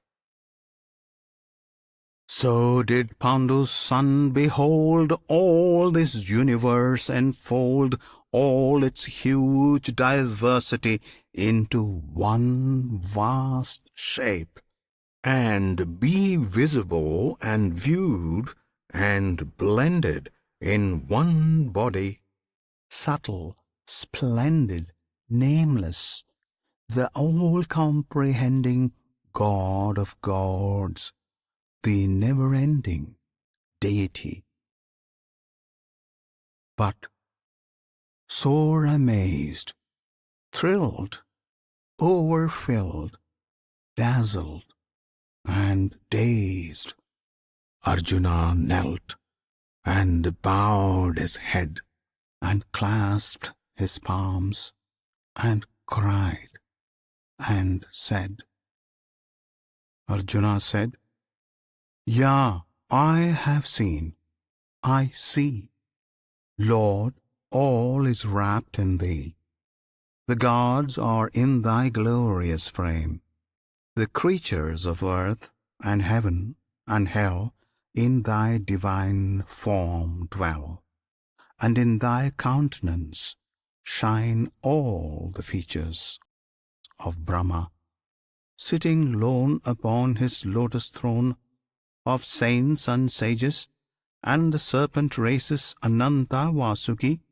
Yea, mightiest Lord, I see Thy thousand arms and breasts and faces and eyes on every side, perfect, diversified, and nowhere end of Thee, nowhere beginning, nowhere a centre, shifts wherever soul's gaze lifts. Thy central self, all wielding and all winning. Infinite King, I see the anadim on Thee, the club, the shell, the discus. See Thee burning in beams insufferable, lighting earth, heaven, and hell with brilliance blazing, glowing, flashing, turning darkness to dazzling day. Look I whichever way. Ah, Lord, I worship Thee, the undivided, the uttermost of thought, the treasure palace wrought to hold the wealth of the worlds, the shield provided to shelter virtue's laws, the fount whence life's stream draws all waters of all rivers of all being, the one unborn, unending, unchanging, and unblending, with might and majesty, past thought, past seeing. Silver of moon and gold of sun are glorious rolled from Thy great eyes. Thy visage, beaming tender throughout the stars and skies, doth to warm life surprise Thy universe. The worlds are filled with wonder of Thy perfections. Space, star sprinkled, and void place, from pole to pole of the blue, from bound to bound, hath Thee in every spot. Thee, Thee, where Thou art not, O holy, marvellous form, is nowhere found. O mystic, awful One, at sight of Thee made known, the three worlds quake, the lower gods draw nigh Thee. They fold their palms and bow, body and breast and brow, and whispering worship, Lord, and magnify Thee. Rishis and Siddhas cry, Hail, highest Majesty! From sage and singer breaks the hymn of glory in dulcet harmony, sounding the praise of Thee, while countless companies take up the story. Rudras, who ride the storms, the Adityas, shining forms, Vasus and Sadhyas, Visvas, Ushmapas, Maruts, and those great twins, the heavenly, fair Ashwins, Gandharvas, Rakshasas, Siddhas, and Asuras. These see Thee and revere in sudden stricken fear.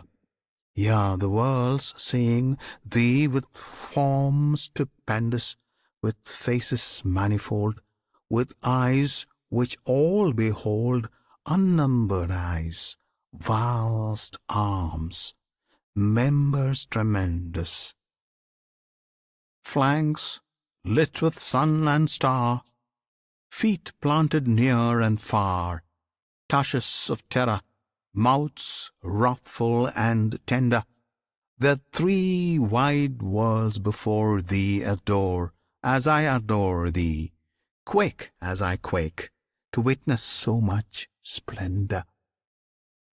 I mark thee strike the skies with front, in wondrous wise huge, rainbow painted, glittering, and thy mouth opened, and orbs which see all things, whatever be in all thy worlds, east, west, and north and south.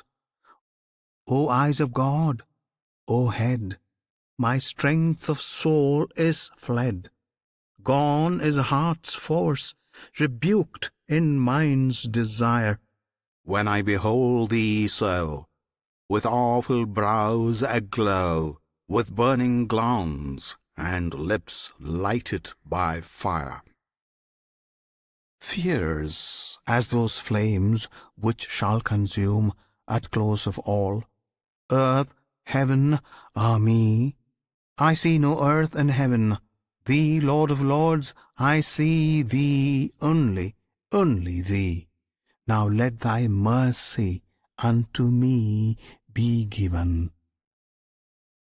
Thou refuge of the world, low to the cavern hurled, of Thy wide opened throat, and lips white touched, I see our noblest ones, great Dhritarashtra's sons, Bhishma, Drona, and Karna, caught and crushed. The kings and chiefs drawn in that gaping gorge within, the best of both these armies torn and riven.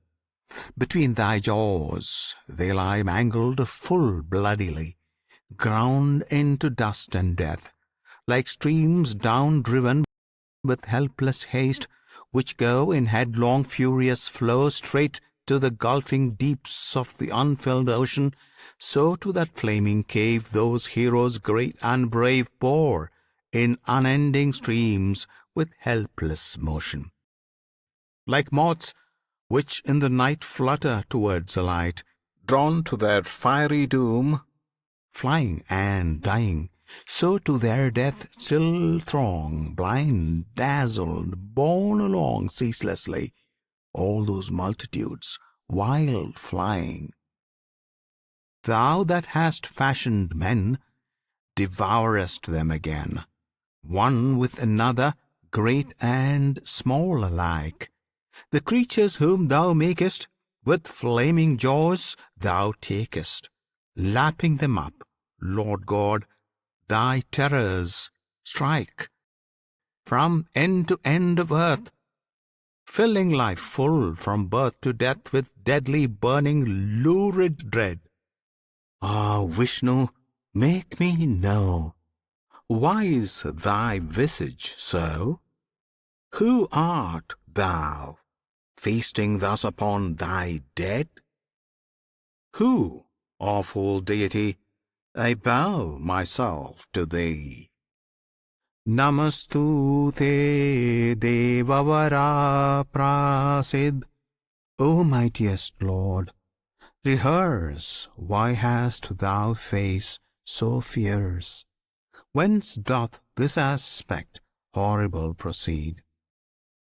Krishna said, Thou seest me as Time who kills, Time who brings all to doom, the slayer Time, ancient of days, come hither to consume. Excepting thee, of all these hosts of hostile chiefs arrayed, there stands not one shall leave alive the battlefield. Dismayed no longer be, arise, obtain renown, destroy thy foes, fight for the kingdom waiting thee when thou hast vanquished those. By me they fall, not thee. The stroke of death is dealt them now, even as they show thus gallantly. My instrument art thou. Strike, strong-armed prince, at Drona, at Bhishma's strike. Deal death on Karna, Jayadratha. Stay all their warlike breath. It's I who bid them perish. Thou wilt but slay the slain. Fight, they must fall, and thou must live, victor upon this plain.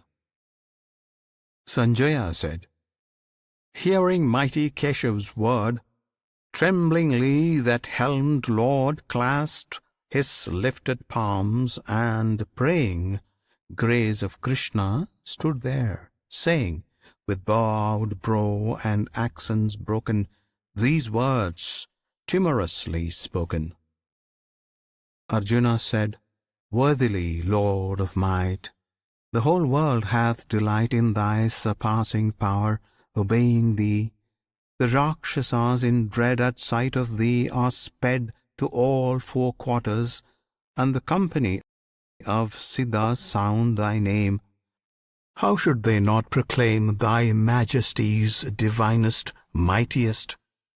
Thou Brahm, than Brahma greater, thou infinite creator, thou God of gods, life's dwelling place and rest. Thou of all souls the soul, the comprehending whole, of being formed and formless being the framer, O utmost one, O Lord, older than eld, who stored the worlds with wealth of life, O treasure claimer,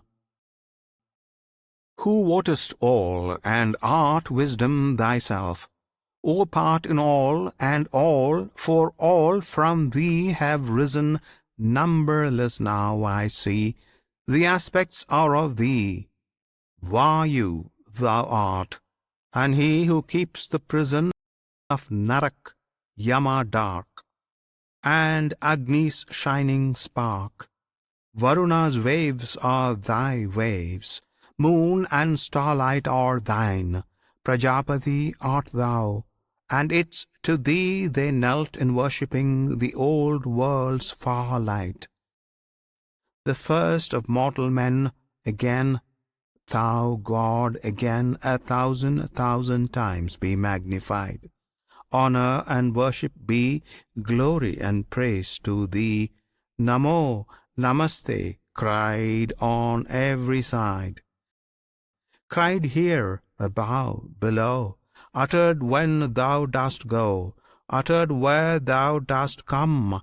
Namo we call, Namostu, God adored, Namostu, nameless Lord. Hail to thee, praise to thee, thou one in all. For thou art all, yea, thou. Ah, if in anger now thou shouldst remember, I did think thee friend, speaking with easy speech, as men use each to each, did call thee Krishna, Prince, nor comprehend thy hidden majesty. The might, the awe of thee, did in my heedlessness or in my love, on journey or in jest, or when we lay at rest, sitting at council, straying in the grove, alone or in the throng, do thee most holy wrong. Be thy grace granted for that witless sin.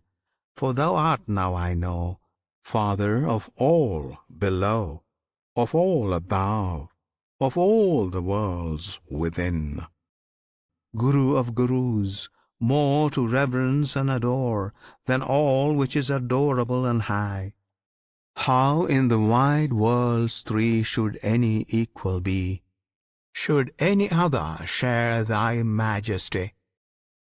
Therefore, with body bent and reverent intent, I praise and serve and seek thee, asking grace as father to a son, as friend to friend, as one who loveth to his lover.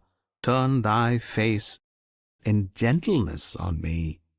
Good is it I did see this unknown marvel of thy form, but fear mingles with joy. Retake, dear Lord, for pity's sake, thine earthly shape, which earthly eyes may bear. Be merciful, and show the visage that I know. Let me regard thee as of yore, arrayed with disk and forehead gem, with mace and anadem, thou that sustainest all things. Undismayed, let me once more behold the form I loved of old, thou of the thousand arms and countless eyes. This frightened heart is fain to see restored again my charioteer in Krishna's kind disguise. Krishna said, Yea, thou hast seen, Arjuna, because I loved thee well, the secret countenance of me, revealed by mystic spell, shining and wonderful and vast, majestic, manifold, which none save thou in all the years had favour to behold. For not by Vedas cometh this, nor sacrifice, nor alms, nor works well done, nor penance long, nor prayers, nor chaunted psalms, that mortal eyes should bear to view the immortal soul unclad. Prince of the Kurus, this was kept for thee alone. Be glad. Let no more trouble shake thy heart, because thine eyes have seen my terror with my glory. As I before have been, so will I be again for thee. With lightened heart behold, once more I am thy Krishna, the form thou knowest of old. Sanjaya said, These words to Arjuna spake Vasudeva, and straight did take back again the semblance dear of the well-loved charioteer. Peace and joy it did restore when the prince beheld once more mighty Brahma's form and face clothed in Krishna's gentle grace. Arjuna said, Now that I see come back Janardana, this friendly human frame, my mind can think calm thoughts once more. My heart beats still again. Krishna said, Yea, it was wonderful and terrible to view me as thou didst, dear prince. The gods dread and desire continually to view, yet not by Vedas, nor from sacrifice, nor penance, nor gift-giving, nor with prayer shall any so behold as thou hast seen. Only by fullest service, perfect faith, and uttermost surrender am I known and seen and entered into, Indian Prince. Who doeth all for me, who findeth me in all, adoreth always, loveth all which I have made, and me, for love's sole end, that man, Arjuna, unto me doth wend. Here endeth chapter 11 of the Bhagavad Gita, entitled Vishwarupa Darshanam, or the Book of Manifesting of the One and Manifold. Chapter 12. Arjuna enquired, Lord, of the men who serve thee true in heart, as God revealed, and of the men who serve, worshipping thee unrevealed, unbodied, far, which take the better way of faith and life? Krishna said, Whoever serve me, as I show myself constantly true, in full devotion fixed, those hold I very holy. But who serve worshipping me the One, the Invisible, the Unrevealed, Unnamed, Unthinkable, Uttermost, All-pervading, Highest, Sure, who thus adore me, mastering their sense, of one set mind to all, glad in all good, these blessed souls come unto me. Yet hard the travail is for such as bend their minds to reach the unmanifest. That viewless path shall scarce be trod by man bearing the flesh. But whereso any doeth all his deeds, renouncing self for me, full of me, fixed to serve only the highest, night and day musing on me, him will I swiftly lift forth from life's ocean of distress and death, whose soul clings fast to me. Cling thou to me, clasp me with heart and mind, so shalt thou dwell surely with me on high. But if thy thought droops from such height, if thou beest weak to set body and soul upon me constantly, despair not. Give me lower service. Seek to reach me, worshipping with steadfast will. And if thou canst not worship steadfastly, work for me. Toil in works pleasing to me. For he that laboureth right for love of me shall finally attain. But if in this thy faint heart fails, bring me thy failure. Find refuge in me. Let fruits of labour go, renouncing hope for me with lowliest heart. So shalt thou come. For though to know is more than diligence, yet worship better is than knowing, and renouncing better still. Near to renunciation, very near, dwelleth eternal peace.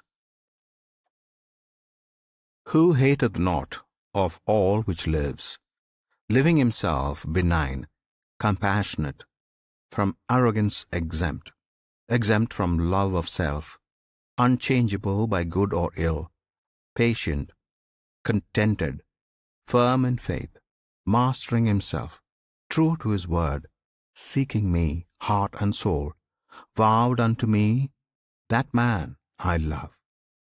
Who troubleth not his kind, and is not troubled by them, clear of wrath, living too high for gladness, grief, or fear, that man I love.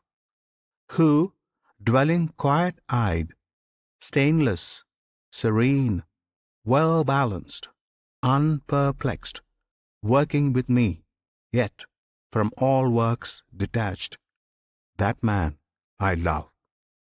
Who, fixed in faith on me, dotes upon none, scorns none, rejoices not, and grieves not, letting good or evil hap, light when it will, and when it will depart, that man I love. Who, unto friend and foe, keeping an equal heart, with equal mind, bears shame and glory with an equal peace, takes heat and cold, pleasure and pain, abides quit of desires, hears praise or calumny in passionless restraint, unmoved by each, linked by no ties to earth, steadfast in me, that man I love. But most of all, I love those happy ones to whom it's life to live in single, fervid faith and love unseeing, drinking the blessed Amrit of my being. Here endeth Chapter 12 of the Bhagavad Gita, entitled Bhakti Yog, or the Book of the Religion of Faith. Chapter 13.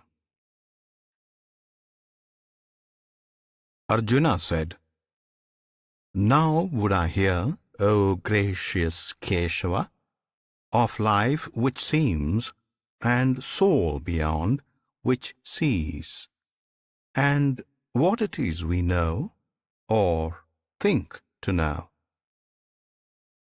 Krishna said, Ye son of Kunti, for this flesh ye see is Kshetra, is the field where life disports, and that which views and knows it is the soul, Kshetrajnana. In all fields, thou Indian prince, I am Kshetrajnana. I am what surveys. Only that knowledge knows which knows the known by the knower. What it is, that field of life, what qualities it hath, and whence it is, and why it changeth, and the faculty that wooteth it, the mightiness of this, and how it wooteth hear these things from me. The elements, the conscious life, the mind, the unseen vital force, the 9 strange gates of the body, and the 5 domains of sense, desire, dislike, pleasure and pain, and thought deep woven, and persistency of being, these are all wrought on matter by the soul. Humbleness, truthfulness, and harmlessness, patience and honor, reverence for the wise, purity, constancy, control of self, contempt of sense delights, self-sacrifice, perception of the certitude of ill in birth, death, age, disease, suffering, and sin, detachment, lightly holding unto home, children and wife, and all that bindeth men, an ever tranquil heart in fortune's good and fortune's evil, with a will set firm to worship me, me only, ceasing not, loving all solitudes, and shunning noise of foolish crowds, endeavors resolute to reach perception of the utmost soul, and grace to understand what gain it were so to attain.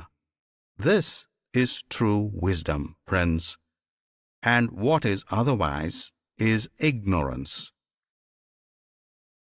Now will I speak of knowledge best to know, that truth which giveth man Amrit to drink, the truth of Him, the Parabrahm, the All, the Uncreated, not Asat, not Sat, not form, nor the unformed, yet both and more, whose hands are everywhere, and everywhere planted His feet, and everywhere His eyes beholding, and His ears in every place hearing, and all His faces everywhere enlightening and encompassing His worlds, glorified in the senses He hath given, yet beyond sense He is, sustaining all, yet dwells He unattached, of forms and modes master, yet neither form nor mode hath He. He is within all beings, and without, motionless, yet still moving, not discerned for subtlety of instant presence, close to all, to each, yet measurelessly far, not manifold, and yet subsisting still in all which lives, for ever to be known as the Sustainer. Yet at the end of times He maketh all to end, and recreates. The light of lights He is, in the heart of the dark shining eternally.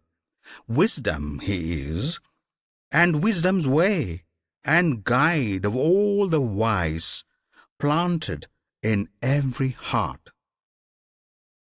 So have I told of life's stuff, and the moulding, and the lore to comprehend. Whoso adoring Me perceiveth this shall surely come to Me. Know thou that nature and the spirit both have no beginning. Know that qualities and changes of them are by nature wrought, that nature puts to work the acting frame, but spirit doth inform it, and so cause feeling of pain and pleasure.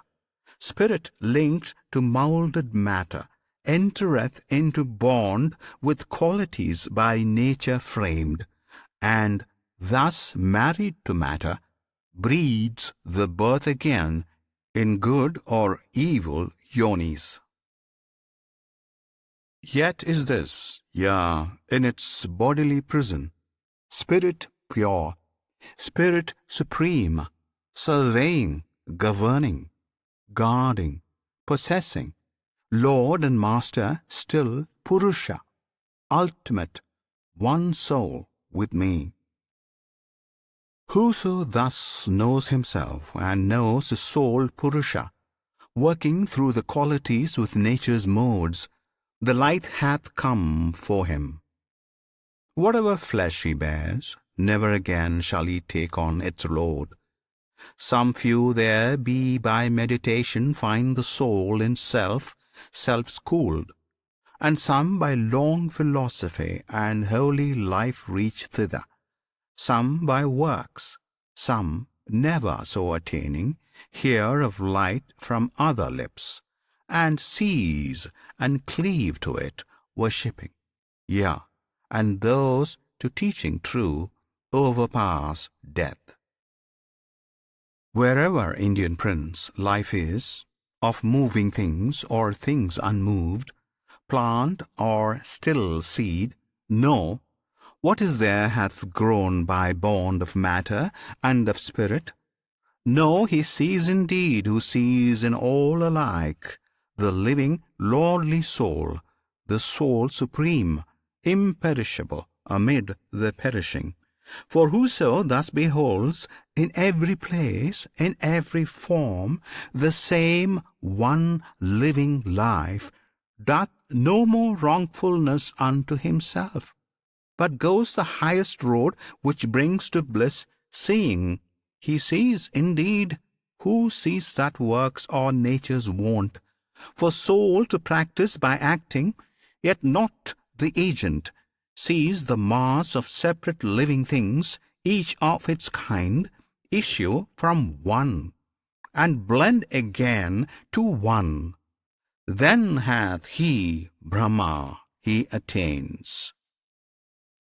O Prince, that ultimate, high spirit, uncreate, unqualified, even when it entereth flesh, taketh no stain of acts, worketh in naught, like to the ethereal air pervading all, which for sheer subtlety avoideth taint, the subtle soul sits everywhere unstained.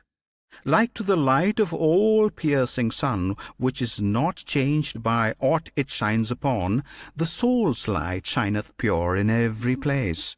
And they who, by such are a wisdom, see how matter, and what deals with it, divide, and how the spirit and the flesh have strife, those wise ones go the way which leads to life. Here endeth Chapter 13 of the Bhagavad Gita, entitled Kshetra Kshetrajna Vibhaga Yoga, or the Book of Religion by Separation of Matter and Spirit. Chapter 14.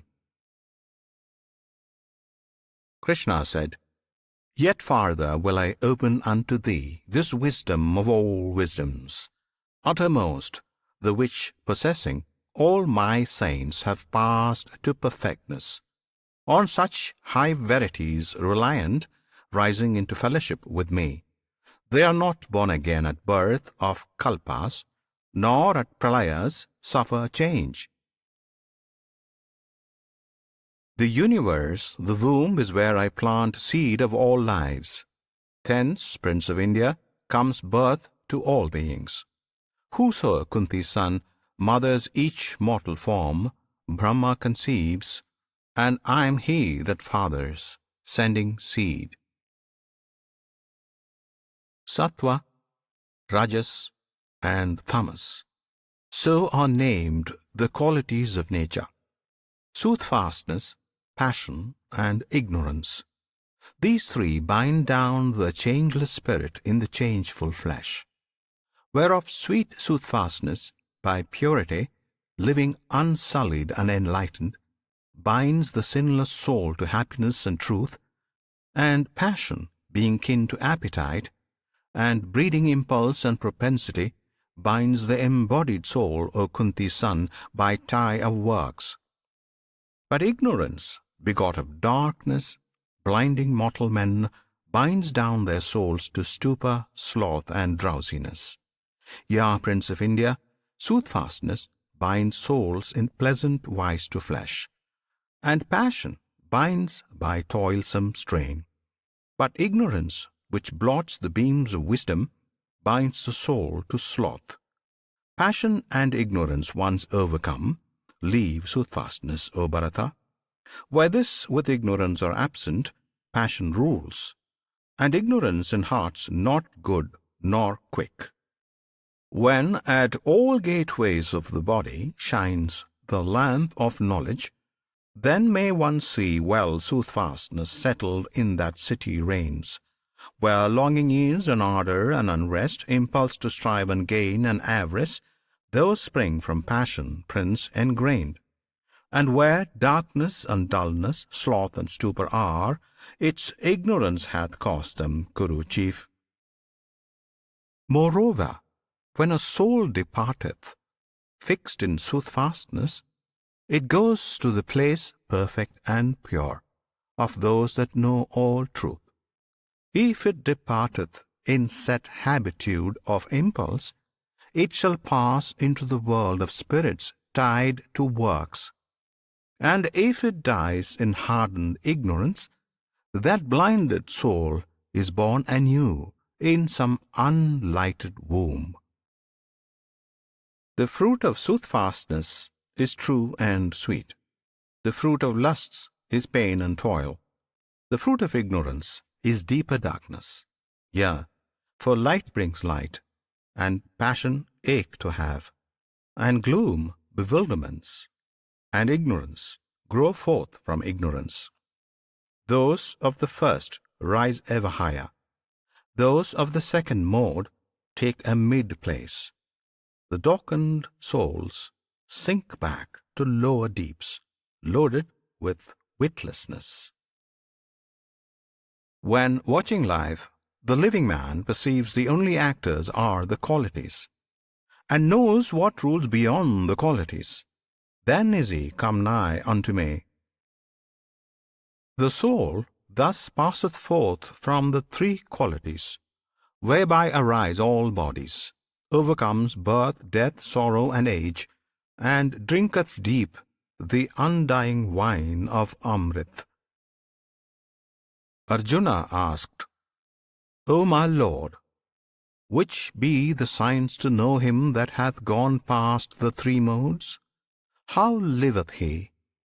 What way leadeth him safe beyond the threefold modes? Krishna said, He who with equanimity surveys lustre of goodness, strife of passion, sloth of ignorance, not angry if they are, not wishful when they are not, he who sits a sojourner and stranger in their midst, unruffled, standing off, saying serene when troubles break, these be the qualities. He unto whom self-centered grief and joy sound as one word, to whose deep-seeing eyes the clod, the marble, and the gold are one, whose equal heart holds the same gentleness for lovely and unlovely things, firm set, well pleased in praise and dispraise, satisfied with honor or dishonor, unto friends and unto foes alike in tolerance, detached from undertakings, he is named surmounter of the qualities. And such, with single, fervent faith adoring me, passing beyond the qualities, confirms to Brahma and attains me. For I am that whereof Brahma is the likeness, mine the Amrit is, and immortality is mine, and mine perfect felicity. Here ends Chapter 14 of the Bhagavad Gita, entitled Gunatraya Vibhaga Yoga, or the book of religion by separation from the qualities. Chapter 15. Krishna said, Men call the Asvatha the banyan tree, which hath its boughs beneath, its roots above, the ever holy tree. Yea, for its leaves are green and waving hymns which whisper truth. Who knows the Asvatha, knows Veds and all. Its branches shoot to heaven and sing to earth, even as the deeds of men, which take their birth from qualities. Its silver sprays and blooms, and all the eager verdure of its girth, leap to quick life at kiss of sun and air. As men's lives quicken to the tempting sphere of wooing sense, its hanging rootless seek the soil beneath, helping to hold it there. As actions wrought amid this world of men bind them by ever-tightening bonds again. If ye knew well the teaching of the tree, what its shape saith, and whence it springs, and then how it must end, and all the ills of it, the axe of sharp detachment ye would whet, and cleave the clinging snaky roots, and lay this Ashwatha of sense-life low, to set new growths upspringing to that happier sky, which they who reach shall have no day to die, nor fade away, nor fall. To Him, I mean Father and First, who made the mystery of old creation, for to Him come they from passion and from dreams who break away, who part the bonds constraining them to flesh, and Him, the Highest, worshipping alway, no longer grow at mercy of what breeze of summer pleasure stirs the sleeping trees, what blast of tempest tears them. Bough and stem to the eternal world pass, such as these. Another sun gleams there, another moon, another light, not dusk, nor dawn, nor noon, which they who once behold return no more. They have attained my rest, life's utmost boon. When in this world of manifested life, the undying Spirit, setting forth from me, taketh on form, it draweth to itself from being's storehouse, which containeth all, senses and intellect. The sovereign soul thus entering the flesh or quitting it, gathers these up, as the wind gathers scents blowing about the flower beds. Ear and eye, and touch and taste, and smelling, these it takes. Yea, and the sentient mind, linking itself to sense things so. The unenlightened ones mark not that Spirit when He goes or comes, nor when He takes His pleasure in the form conjoined with qualities. But those see plain who have the eyes to see. Holy souls see which strive thereto. Enlightened, they perceive that Spirit in themselves. But foolish ones, even though they strive, discern not, having hearts unkindled, ill-informed. Know too, from me shineth the gathered glory of the suns, which lighten all the world. From me the moons draw silvery beams, and fire fierce loveliness. I penetrate the clay, and lend all shapes their living force. I glide into the plant, root, leaf, and bloom, to make the woodlands green with springing sap. Becoming vital warmth, I glow in glad, respiring frames, and pass with outward and with inward breath to feed the body of all meats. For in this world, being is twofold: the divided, one; the undivided, one. All things that live are the divided. that which sits apart, the undivided. Higher still is He, the highest, holding all, whose name is Lord, the Eternal, Sovereign, First, who fills all worlds, sustaining them, and dwelling thus beyond divided being and undivided. I am called of men and Vedas Life Supreme, the Purushottama. Who knows me thus, with mind unclouded, knoweth all, dear Prince, and with his whole soul ever worshippeth me. Now is a sacred, secret mystery declared to thee. Who comprehendeth this hath wisdom. He is quit of works in bliss. Here ends Chapter 15 of the Bhagavad Gita, entitled Purushottama Prapti Yoga, or the Book of Religion by Attaining the Supreme. Chapter 16. Krishna said, Fearlessness, singleness of soul, the will always to strive for wisdom, opened hand and governed appetites, and piety, and love of lonely study, humbleness, uprightness, heed to injure not which lives, truthfulness, slowness unto wrath, a mind that lightly letteth go what others prize, and equanimity and charity, which espieth no man's faults, and tenderness towards all that suffer, a contented heart, fluttered by no desires, a bearing mild, modest, and grave, with manhood nobly mixed, with patience, fortitude, and purity, an unrevengeful spirit, never given to rate itself too high.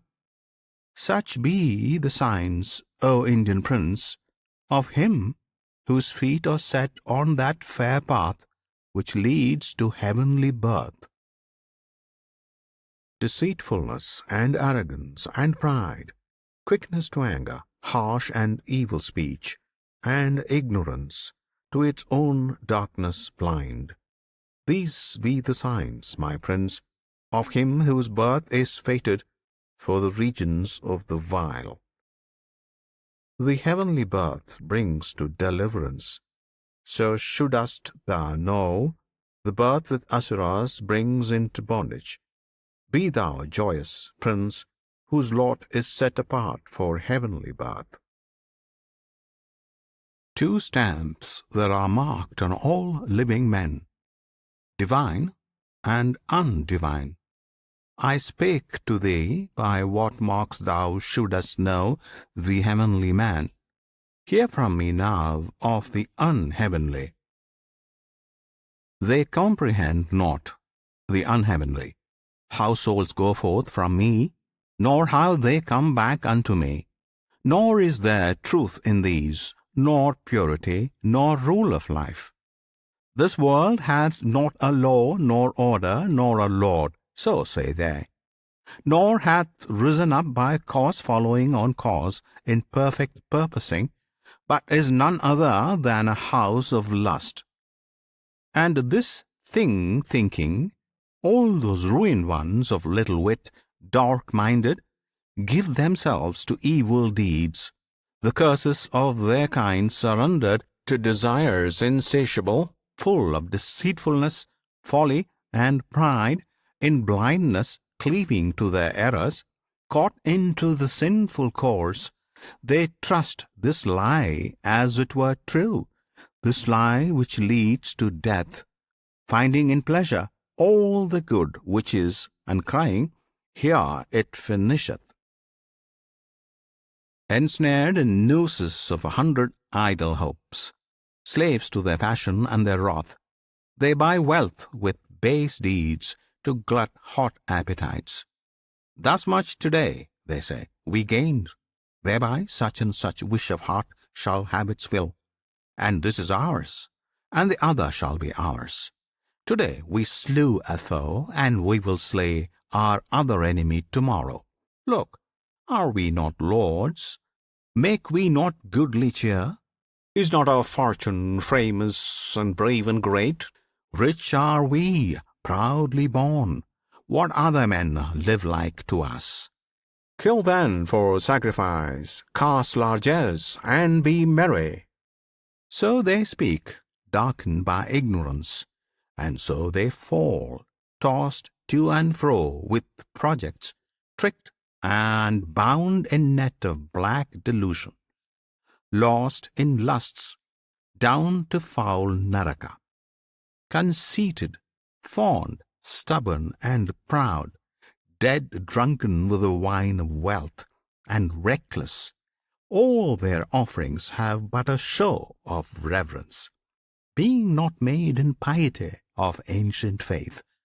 Thus vowed to selfhood, force, insolence, feasting, wrath, these my blasphemers, in the forms they wear and in the forms they breed, my foemen are, hateful and hating, cruel, evil, vile, lowest and least of men, whom I cast down again and yet again at end of lives into some devilish womb, whence, birth by birth, the devilish wombs respawn them, all beguiled, and till they find and worship me, sweet Prince, tread they that nether road. The doors of hell are threefold, whereby men to ruin pass: the door of lust, the door of wrath, the door of avarice. Let a man shun those three. He who shall turn aside from entering all those three gates of Narak wendeth straight to find his peace, and comes to Swarga's gate. Here endeth Chapter 16 of the Bhagavad Gita, entitled Daiva Sarasa Ubhad Vibhaga Yog, or the Book of Separateness of the Divine and Undivine. Chapter 17.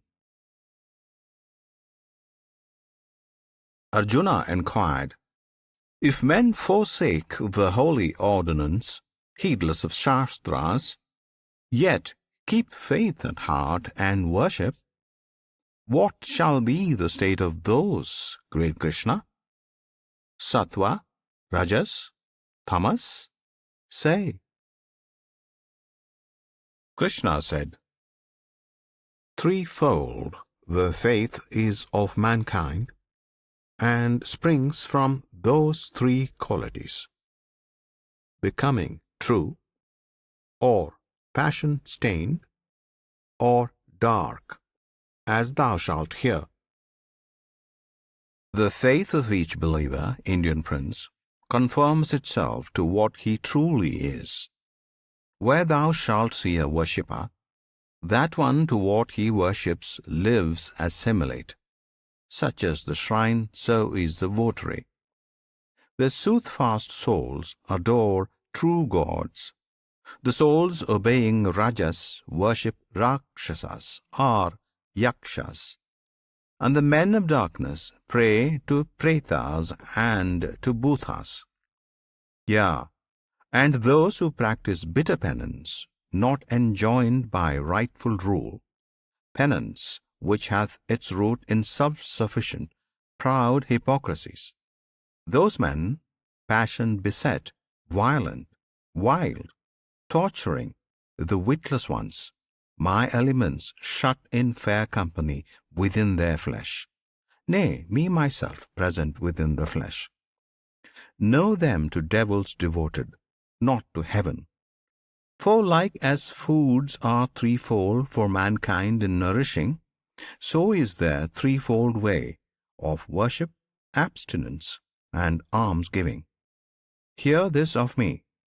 There is a food which brings force, substance, strength, and health, and joy to live, being well seasoned, cordial, comforting, the soothfast meat.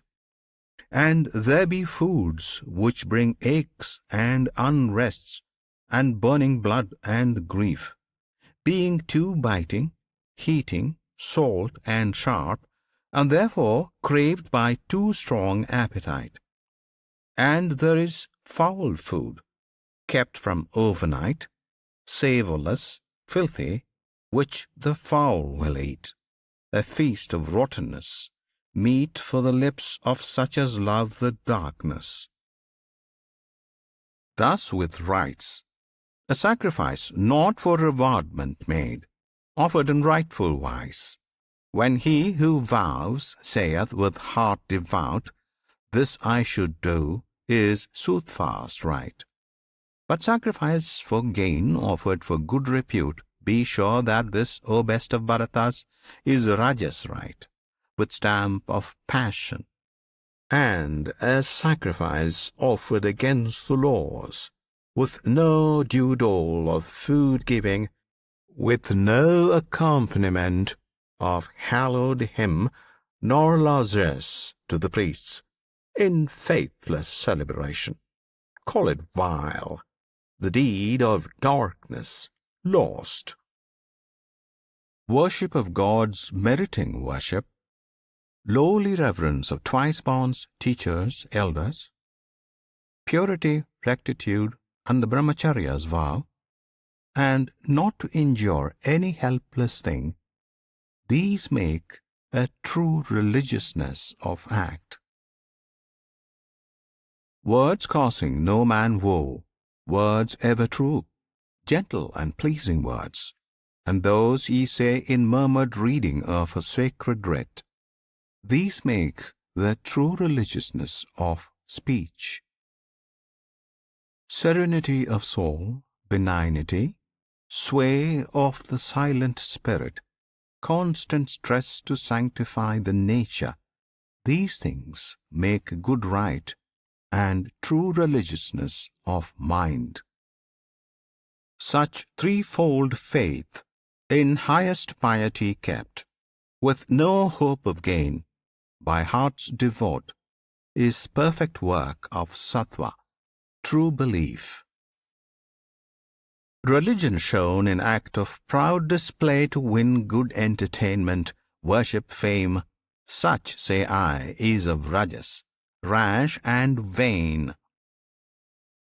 Religion followed by a witless will to torture self, or come at power to hurt another, it's of Tamas, dark and ill. The gift lovingly given, when one shall say, "Now must I gladly give," when he who takes can render nothing back, made in due place, due time, and to a meet recipient, is gift of sattva, fair and profitable. The gift selfishly given, where to receive is hoped again, or when some end is sought, or where the gift is proffered with a grudge, this is of Rajas, stained with impulse, ill. The gift churlishly flung, at evil time, in wrongful place, to base recipient, made in disdain or harsh unkindliness, is gift of tamas, dark, it doth not bless. Here endeth Chapter 17 of the Bhagavad Gita, entitled Shraddha Traya Vibhaga Yoga, or the Book of Religion by the Threefold Kinds of Faith. Chapter 18. Arjuna asked, "Fain would I better know, thou glorious one, the very truth, heart's lord, of sannyas, abstention, and enunciation, Lord, Tyaga. And what separates these twain? Krishna said, the poets rightly teach that sannyas is the foregoing of all acts which spring out of desire, and their wisest say Tyaga is renouncing fruit of acts. There be among the saints some who have held all actions sinful and to be renounced, and some who answer, nay, the goodly acts, as worship, penance, alms, must be performed. Hear now my sentence, best of Bharatas. It's well set forth, O chaser of thy foes, renunciation is of threefold form, and worship, penance, alms not to be stayed, nay, to be gladly done. For all those three are purifying waters for true souls. Yet must be practiced even those high works in yielding up attachment and all fruit produced by works. This my judgment, Prince, this my insuperable and fixed decree.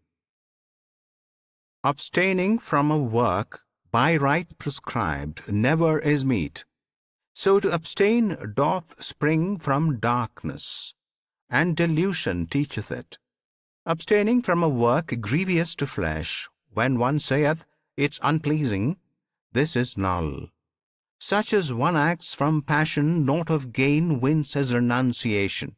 But Arjun, abstaining from attachment to the work, abstaining from rewardment in the work, while yet one doth it full faithfully, saying it's right to do, that is true act and abstinence. Who doeth duty so, unvexed if his work fail, if it succeed unflattered, in his own heart justified, quit of debates and doubts, his is true act. For being in the body, none may stand wholly aloof from act. Yet who abstains from profit of his acts is abstinent. The fruit of labours in the lives to come is threefold for all men: desirable and undesirable, and mixed of both. But no fruit is at all where no work was. Hear from me, long-armed Lord, the makings five which go to every act, in Sankhya taught as necessary. First, the force, and then the agent. Next, the various instruments. Fourth, the especial effort. Fifth, the God. What work soever any mortal doth, of body, mind, or speech, evil or good, by these five doth he that. Which being thus, whoso, for lack of knowledge, seeth himself as the sole actor, knoweth not at all, and seeth not. Therefore, I say, if one, holding aloof from self, with unstained mind should slay all yonder host, being bid to slay, he doth not slay, he is not bound thereby. Knowledge, the thing known, and the mind which knows, these make the threefold starting ground of act. The act, the actor, and the instrument, these make the threefold total of the deed. But knowledge, agent, act are differenced by three dividing qualities. Hear now which be the qualities dividing them. There is true knowledge. Learn thou, it is this: to see one changeless life in all the lives, and in the separate one inseparable. There is imperfect knowledge, that which sees the separate existences apart, and being separated, holds them real. There is false knowledge, that which blindly clings to one as if it were all, seeking no cause, deprived of light, narrow and dull and dark. There is right action, that which being enjoined is wrought without attachment, passionlessly, for duty, not for love nor hate nor gain. There is vain action, that which men pursue, aching to satisfy their desires, impelled by sense of self, with all-absorbing stress. This is of Rajas, passionate and vain. There is dark action, when one doth a thing heedless of issues, heedless of the hurt or wrong for others, heedless if he harm his own soul. It's of Tamas, black and bad. There is the rightful doer, he who acts free from self-seeking, humble, resolute, steadfast, in good or evil hap the same, content to do aright, he truly acts. There is the impassioned doer, he that works from impulse, seeking profit, rude and bold to overcome, unchastened, slave by turns of sorrow and of joy, of Rajas he. And there be evil doers, loose of heart, low-minded, stubborn, fraudulent, remiss, dull, slow, despondent, children of the dark. Here too of intellect and steadfastness, the threefold separation, Conqueror Prince, how these are set apart by qualities. Good is the intellect which comprehends the coming forth and going back of life, what must be done and what must not be done, what should be feared and what should not be feared, what binds and what emancipates the soul. That is Sattva, Prince, of soothfastness. Marred is the intellect which, knowing right and knowing wrong, and what is well to do and what must not be done, yet understands not with firm mind, nor as the calm truth is. This is of Rajas, Prince. And passionate, evil is intellect which, wrapped in gloom, looks upon wrong as right, and sees all things contrariwise of truth. O Pritha's son, that is of Tamas, dark and desperate. Good is the steadfastness whereby a man masters his beats of heart, his very breath of life, the action of his senses, fixed in never shaken faith and piety. That is of Sattva, Prince, soothfast and fair. Stained is the steadfastness whereby a man holds to his duty, purpose, effort, end, for life's sake and the love of goods to gain. Arjuna, it's of Rajas, passion stamped.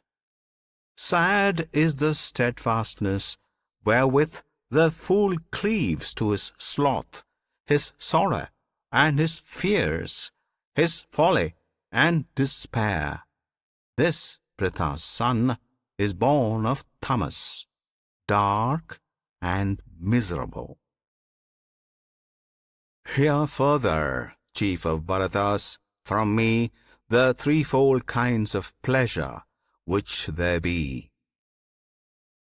Good pleasure is the pleasure that endures, banishing pain, for bitter at first as poison to the soul, but afterward sweet as the taste of Amrit.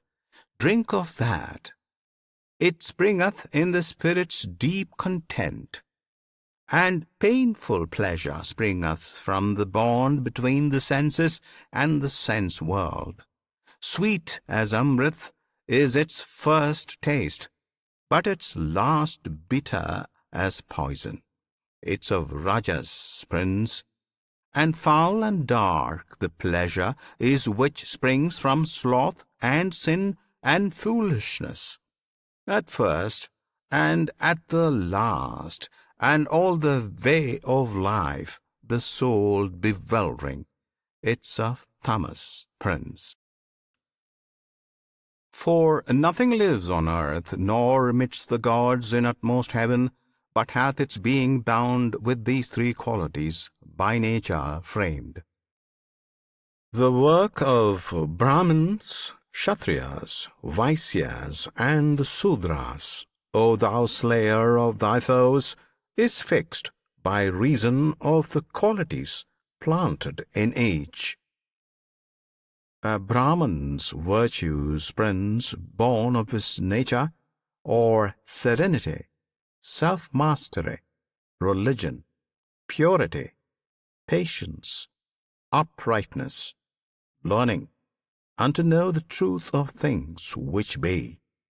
A Kshatriya's pride, born of his nature, lives in valor, fire, constancy, skillfulness, spirit in fight, and open-handedness and noble mien, as of a lord of men. A Vaishya's task, born with his nature, is to till the ground, tend cattle, venture trade. A Sudra's state, suiting his nature, is to minister.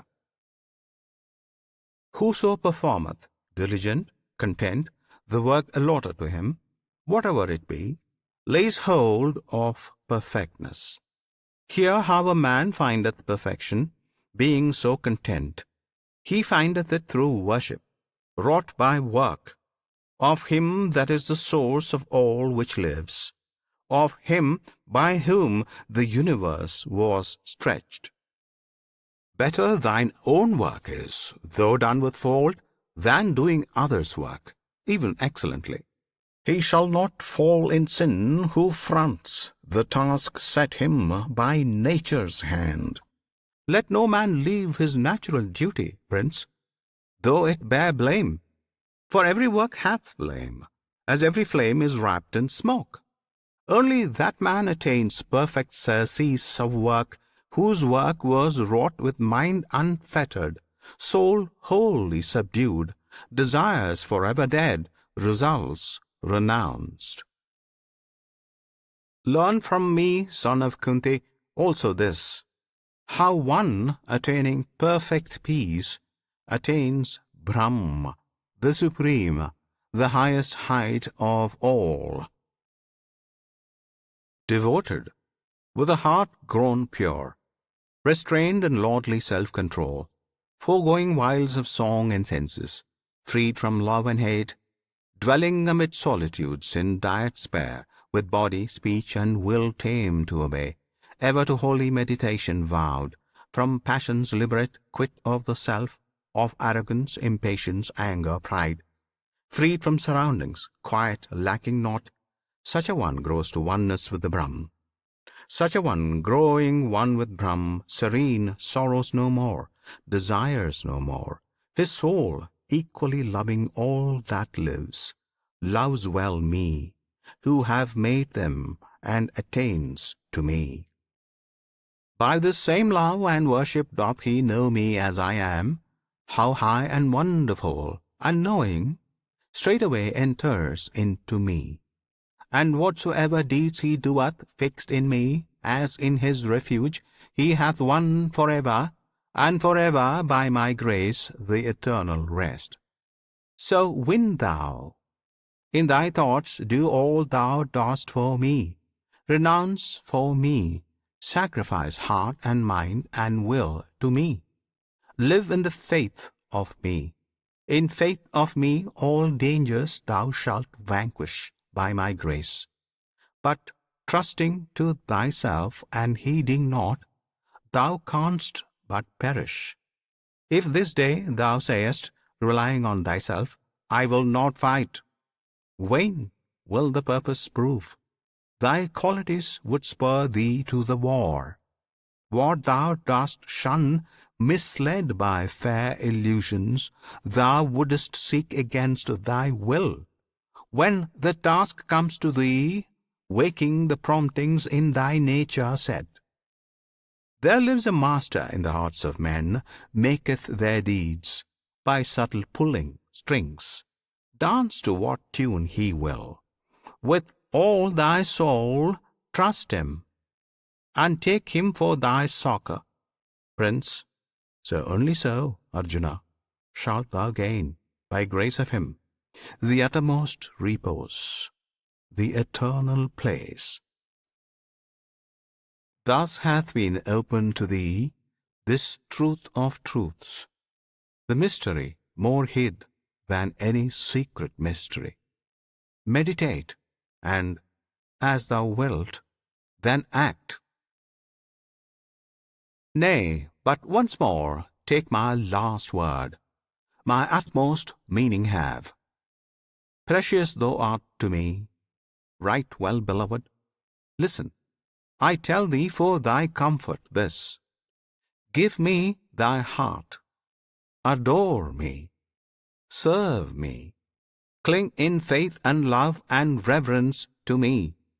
So shalt thou come to me, I promise true, for thou art sweet to me.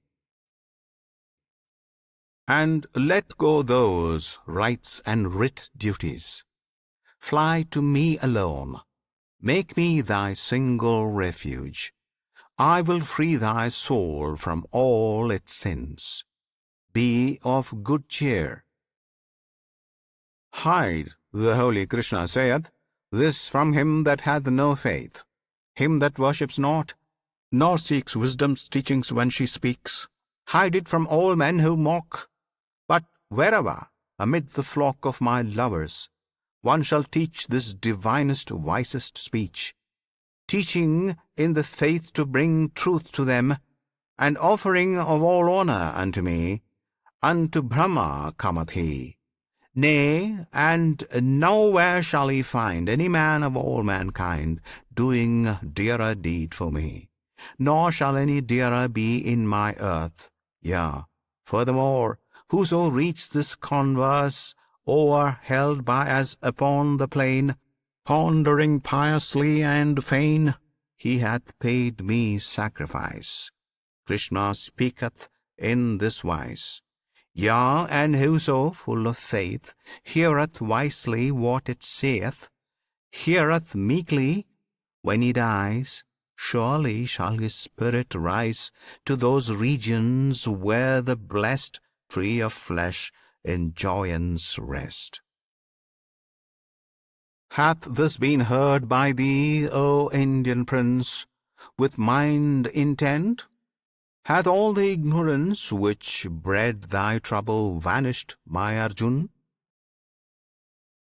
Arjuna said, trouble and ignorance are gone.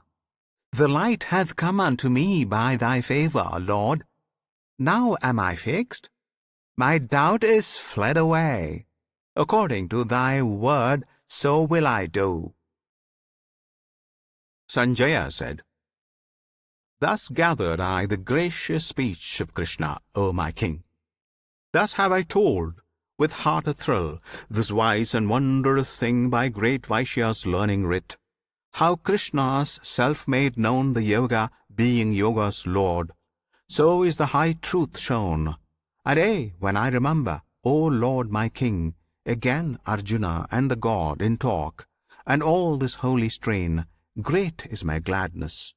When I muse that splendour, passing speech of Hari, visible and plain, there is no tongue to reach my marvel and my love and bliss. O Archer Prince, all hail! O Krishna, Lord of Yoga! Surely there shall not fail blessing and victory and power for thy most mighty sake, where this song comes of Arjun, and how with God he spake. Here ends with chapter 18, entitled Moksha Sannyasa Yoga, or the Book of Religion by Deliverance and Renunciation, the Bhagavad Gita.